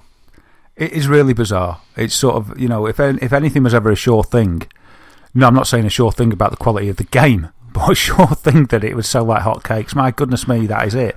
But with the talent that we have in the industry right now, like Amy Hennig and other people, you know, that are around in the industry, you know, if you had a big pile of cash, you could then go out to some of the best game writers, and there's been some amazing games that are just as good as Half-Life 2. Yes, there you go, I said it. You know, there's been some games out there that Neil Druckmann, you know, with all the Naughty Dog stuff, you could just go to them and say, you know, imagine if Gabe Newell went to those two people, Amy Hennig, Neil Druckmann, said, I want you to make a Half-Life 3. It would be like a J.J. Abrams making Star Wars. It's something that's come from your childhood, something that you've grown up with, that you now want to put your stamp on, pay homage to it, you know, and do it. It could be funded, created, and developed in no time at all. Yeah, like 363 taking over from Halo. Yeah. Yep, there you go. You know. Frank O'Connor, he actually wrote, and I may be wrong here, but I remember from an interview, he actually wrote guides and he wrote stuff for Halo, and now he runs 343. You know, and Bonnie, it's just easily they could just do that, you know, and they could just, and that's the fantastic thing that I'm enjoying right now. You know, Gary Whitta, who wrote Rogue One, and Gareth Edwards, who directed it, these are two people that have grown up with Star Wars. You know, they've grown up, they were my age, they saw it when they were young, and they lived Star Wars, and now they're making a Star Wars movie. I'm sure we could do the same thing with Half-Life and Portal. Yeah, and get someone with the passion that maybe the creator, you know, it'd gone in the creator with Star Wars, and they had the passion, and you can tell, can't you, to make a beautiful thing. But maybe it is, as a creator, as an artist, maybe, and you know, obviously this is just conjecture, but maybe it's just that he wants to do it. He doesn't want to let anyone else do it because he's got some idea, but he just, for whatever reason, the time is not yet right or something, you know. Maybe. It's been a long time, though. You think he could fit some time in? What else is he doing? Well, this is what we need to get on and ask him. Maybe we'll find out. I'm definitely going to have a sift through that, though. I'm really interested. I can't wait to wake up tomorrow. The first thing I do when I wake up is I'm going to look on like my feeds, my news feeds, to see what's happened, what juicy bits came out of that AMA. Yeah. Did he hang around? Did he answer some questions? Did he answer the question? Yes. How many times was the question asked? And did he just come out with anything? Because who knows what he could, you know, I'm stoking the fire, but who knows, he could have some announcement of something great. You never know. But you imagine if he just says no to all three of those games, Portal, Half-Life, and Left 4 Dead. Nope, nothing's happening. This is why I've come on here. Yeah. I want to give you all closure. There's going to be none of any of them. I'm going to burn the rights right in front of you. Yeah. Yeah. Well, we'll see. And by the time the pod's out, we'll all know. Yes, indeed. So that's it. So I can't wait for that's it for our normal news. It's time to head over to the VR news desk for all the latest in VR. VR desk. Yes, hello. Welcome to the VR desk. Here we are. What have we got what have we got for you today? Well, some more courtroom drama. Oh, I like a good courtroom. This is twice you've had already this week. As if the Coltrane thing wasn't enough, we're coming back now with the big ZeniMax versus Facebook lawsuit. All right. Which I think we reported a bit on months and months ago, where ZeniMax were going to sue because they said that John Carmack used some of their ideas and some of their technology to develop Oculus, and then he got bought by Facebook. Well, anyway, this is the continuation of that. So ZeniMax. Now ZeniMax, they're the parent company of the likes of id Software and Bethesda. And they sued Oculus in May 2014, saying that basically the VR startup misappropriated trade secrets in the development of Oculus Rift. The lawsuit was filed because ZeniMax accused it wasn't Palmer Luckey, it was what's his name? Is it John Carmack? Mm-hmm. Yeah, John Carmack. Yes. They accused him publicly of providing their technology to Oculus. And they said that it was their technology, basically. They had used their technology. And Oculus has said it will disprove those claims. So, it's gone. Excuse me. I think it goes to court today. So they've released a big statement to Polygon. And this lawsuit is a $2 billion lawsuit that they're going to argue out in court. $2 billion? Yeah, this is how big it is. It's massive. And it looks like you're going to get John Carmack testifying. You're also going to get Mark Zuckerberg. He's going to have to go to court and testify as well. Wow. So, he's going to have to put some trousers on. And a suit jacket, I think. I think Palmer Luckey's going to go in there as well, so he's going to have to get out of his Bermuda shorts as well. Well, no one's seen or heard of Palmer Luckey, have they? Since that whole debacle, that political thing. Yeah, exactly. They haven't. No one's seen him. There's a website that I follow, which has kind of like one of my news feeds, and they have a Palmer Luckey watch. And they have a countdown. It's like since the last time anyone saw him. He's just been bundled into a room where he just plays VR all day. He's on a beach with Sean Murray making 20%. That's what it is. Yeah, they're just both sitting back laughing at it all. Oculus is obviously owned now by Facebook. They deny that there was any wrongdoing done, which they're going to. And they say that basically ZeniMax are just doing this because all of a sudden Oculus got bought by Facebook and they see this as a chance for this is the quote, chance for a quick payout. So they say that's why ZeniMax are doing it, chancing their arm because Facebook had got so much money. So there was a statement given out today, which I'll read out to you. This is from ZeniMax. With the start of the trial of our case in Federal District Court in Dallas against defendants Facebook, Oculus and its management, ZeniMax and id Software welcome the opportunity to present substantial evidence of the defendants' misappropriation of our virtual reality intellectual property. This is a statement that they provided to Polygon, and I'll put this link in the notes so that people can have a read of it if they want it in full. They continue. That evidence includes the theft of trade secrets. I don't know. We did industrial espionage last week. We've got this now. Sorry, I'll continue. That evidence includes the theft of trade secrets and highly confidential information, including computer code. ZeniMax will also present evidence of the defendant's intentional destruction of evidence to cover up their wrongdoing. ZeniMax and id Software are the visionary developers of breakthrough VR technology and look forward to the vindication of our claims. Wow. Yeah. Yeah, so it's all going to kick off, man. They're going to have a big old court case. Have we got a reply from Oculus? Yeah, last week we had an Oculus spokesperson with a statement. This was theirs. We're eager to present our case in court, Oculus said. Oculus and its founders have invested a wealth of time and money in VR because we believe it can fundamentally transform the way people interact and communicate. We're disappointed that another company is using wasteful litigation to attempt to take credit for technology that it did not have the vision, expertise, or patience to build. So that's what Oculus are saying back. So shots fired. There you go. Shots fired. Yeah, I know. So that's going ahead now. So we're gonna find out. Mark Zuckerberg's due to testify on Tuesday, which is we're recording today on Tuesday. Now this article. It can't be today. I remember when we were talking about this originally, we said that we theorised that this would never get to court because my time with the good wife gave me all my legal knowledge, and I just thought this would never get to court. But obviously, ZeniMax are really pushing it. Yeah, maybe it's just worth pushing it. Mm. So if I've got my dates right here, it means that it's either next Tuesday or today that Zuckerberg's going to testify. Wow! So it could be now as we're podding. He's now testifying.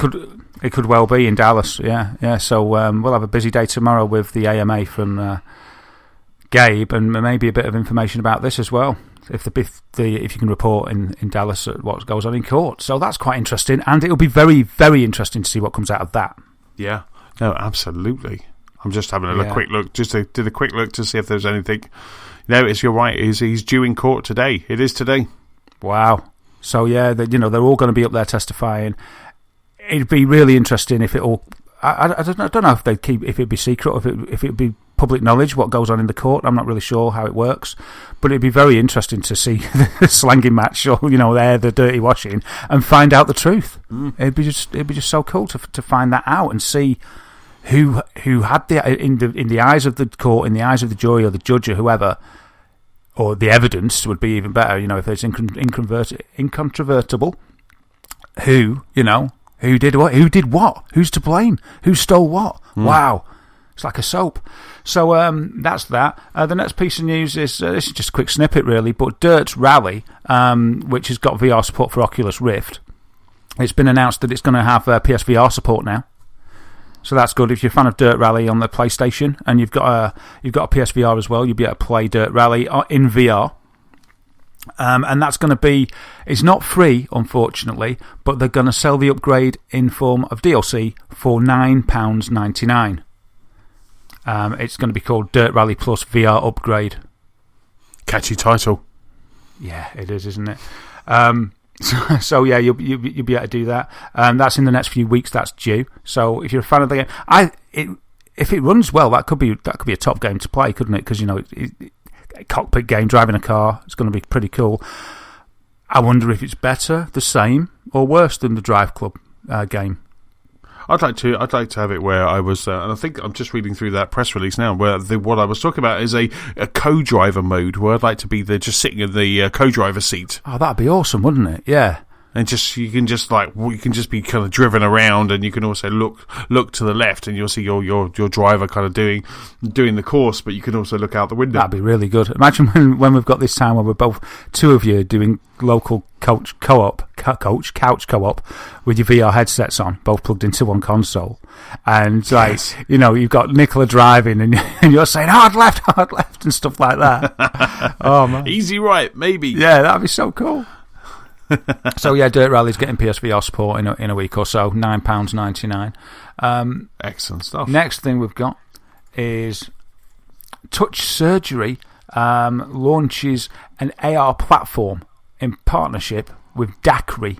Now, this is a story of Touch Surgery creating an app that's going to allow surgeons to practice their surgery in VR. Also on an iPad app, but obviously with a VR desk, so also in VR and in AR as well, in mixed reality or augmented reality. These people, they've partnered up with an AR specialist, and this is Dacry, and I haven't got what that acronym stands for, I'm afraid, to launch this surgical training app. So they say, this is what they say about it. Our mission is to power the educational platform that trains surgeons and enables greater global access for safe surgery. To date, we've delivered our content to surgeons via mobile devices in preparation for entering the emergency room. Our latest developments in augmented reality allows us to extend our support to surgeons across the world. There's a clip that I watched, and it basically shows the surgeons carrying out different procedures using an iPad. But then towards the end of it, it shows them carrying it out in VR, and I just think it's amazing, really, that they can enable the surgeons to practice it. They say it's like virtually, excuse the pun, but it's virtually identical to when they're carrying it out in real life. The practice that they can get is virtually as good as doing it, in real life. So if it makes surgeons more competent at doing those complex procedures that we all depend on, then, I just think that's an amazing thing. To date, Touch Surgery, they've digitised over 225 surgical procedures and made them available to a community of 1.5 million users. So they've got 1.5 million user base who are using this to practice their skills and enhance, hopefully, and improve their skills.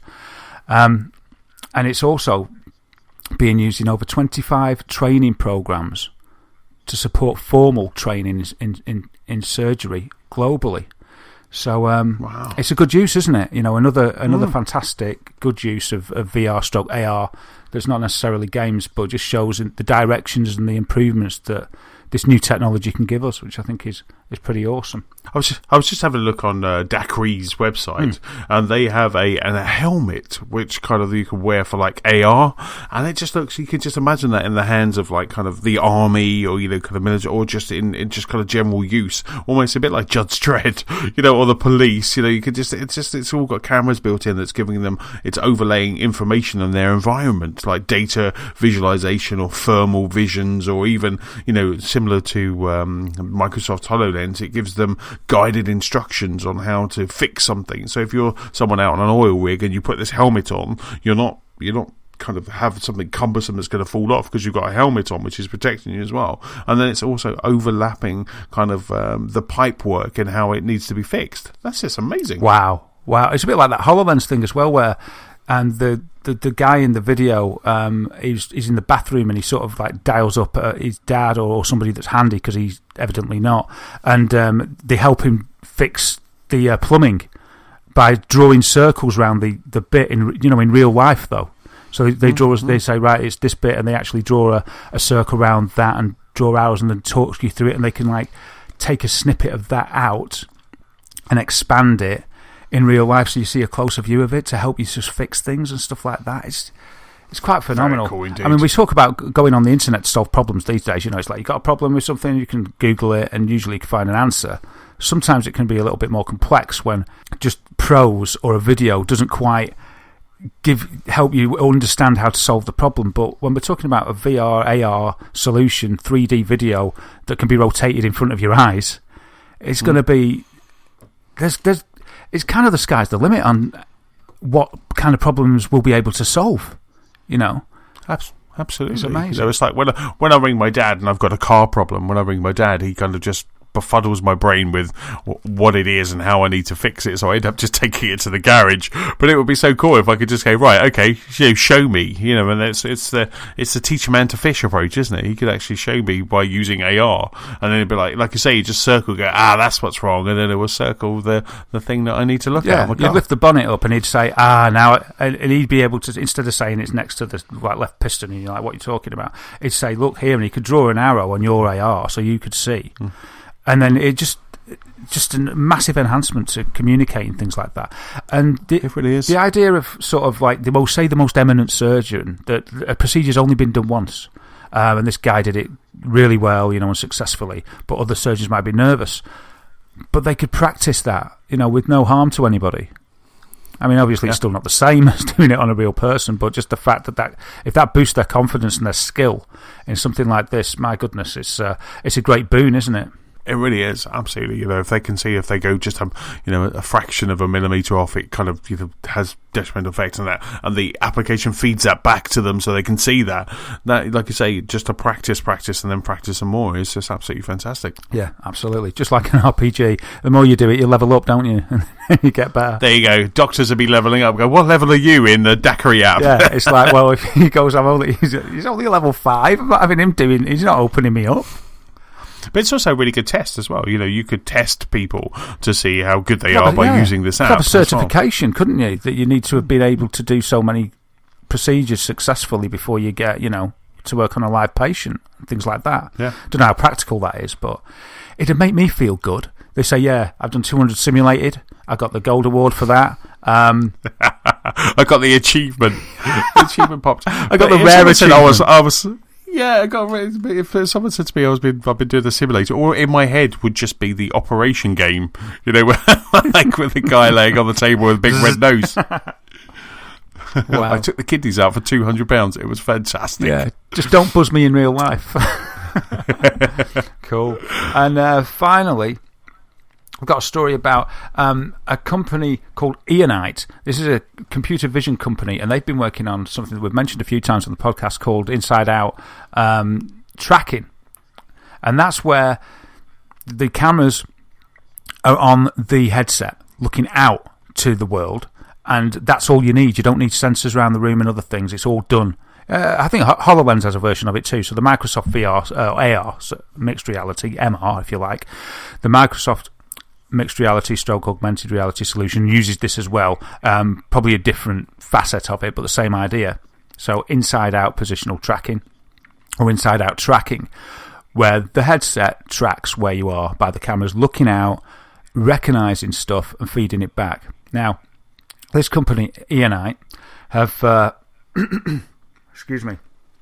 They've been working on a solution, one of these kind of inside-out solutions, and they've announced this week that their system is ready to go, I think, or it's going to be coming along very soon. Now, what this is going to do, in real time, this system that they've got can track the objects in your room while you're in virtual reality dynamically, so that you don't need to worry about moving all the furniture out of the way, because it can render it into your world sort of straight away.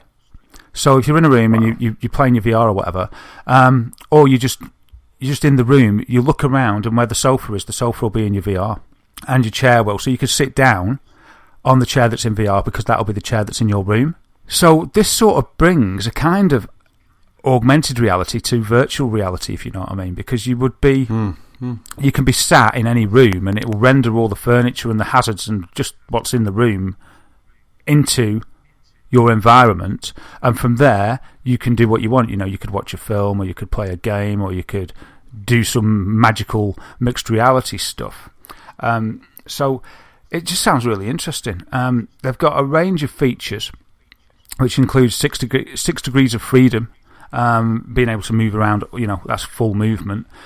Static and dynamic real-time obstacle detection, mapping and tracking through multiple rooms, so you're not just tied to one room, I suppose, as long as the wire lasts, but we're getting to a stage where we won't be tethered.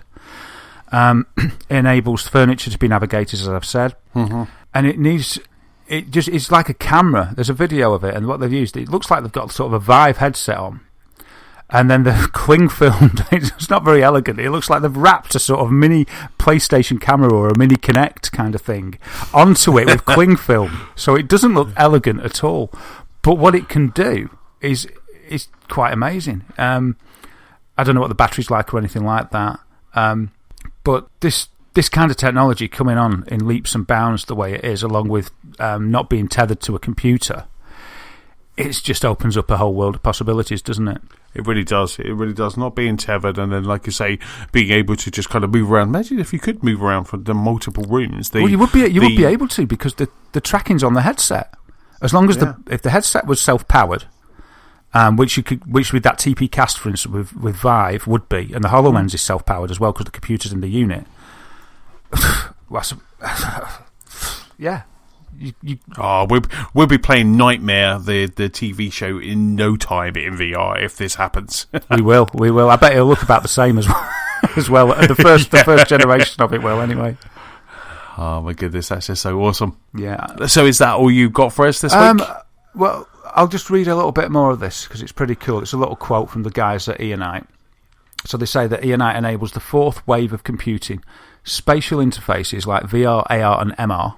So virtual reality, augmented reality, and mixed reality, even though I thought they were the same, those last two, to gain widespread adoption. Computers perceiving the real world like the human eye, that's what it takes for these experiences to feel real. Enough for common usage, and that's the impact we're enabling at Ionite. So they're saying that not only is it going to be useful for us to dodge furniture and be able to just render hazards, stay in VR longer and do things in VR because you can see the physical through it rendered into VR.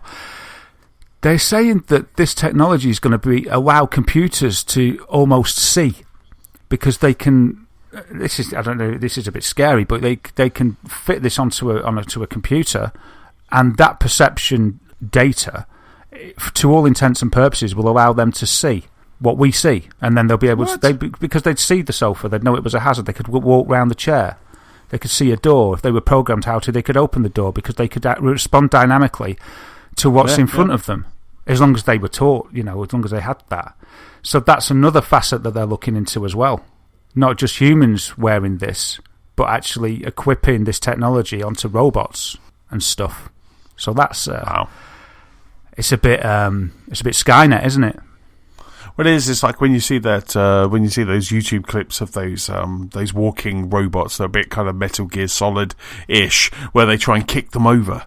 I hate those YouTube clips so much because you just know that computer's going to kill us one day. Yeah, it's horrible. You know when it? they keep booting it, don't they? And it kind of wobbles, but it gets back up. And I'm just like, stop doing that. It's going to kill us all one day. Or they program it, like they do things like that. They program it to say "ow" when it gets hit and stuff. You're like, well, you just leave it alone. Oh. Yeah, absolutely. You instantly feel for that robot, for that machine, but you do just worry that Skynet will take over. Yeah, I'm sure I read something or heard something on the news or something the other day, and you may have heard it, and it was something about a suggestion of a law being passed that robots and things to be given rights if they become. It was something about CES, I think it was. It might have been on BBC's Click, and it was something about a movement to have for robots to have rights if they start to get AI to a degree where they can feel. And I was like, well, this is just getting a bit deep. Yeah, that's awesome. So there you go. That's it now. Excellent stuff, superb. Always blow my mind at the end of the VR news desk. And that's about it for this episode. Big thank you for listening. Don't forget you can keep up with us at gamersoflostspark.com. You can also find us on Facebook, on Twitter, we're at Lost Spark Pod, and you can find us on YouTube, also on the Gamers of Lost Spark PS4 community and Xbox Club. Darren, where can people find you online? You can find me as Wythermator on PS4, Xbox One and Twitch, Dazagamer on YouTube, and at DazWhittam on Twitter. Excellent stuff. For me, I am Chessman on Xbox Live, PS-Chessman on the PlayStation Network, and Chessman UK on Twitter and Switch. Better talk about that. If you have any feedback, don't forget you can send it to our email address. That's feedback@gamersoftheLostSpark.com. Also, if you're feeling generous, please leave us a review on iTunes. So that's about it. We'll catch up with you next week. Bye, guys. Bye. Switch might be good. Awesome. Yay.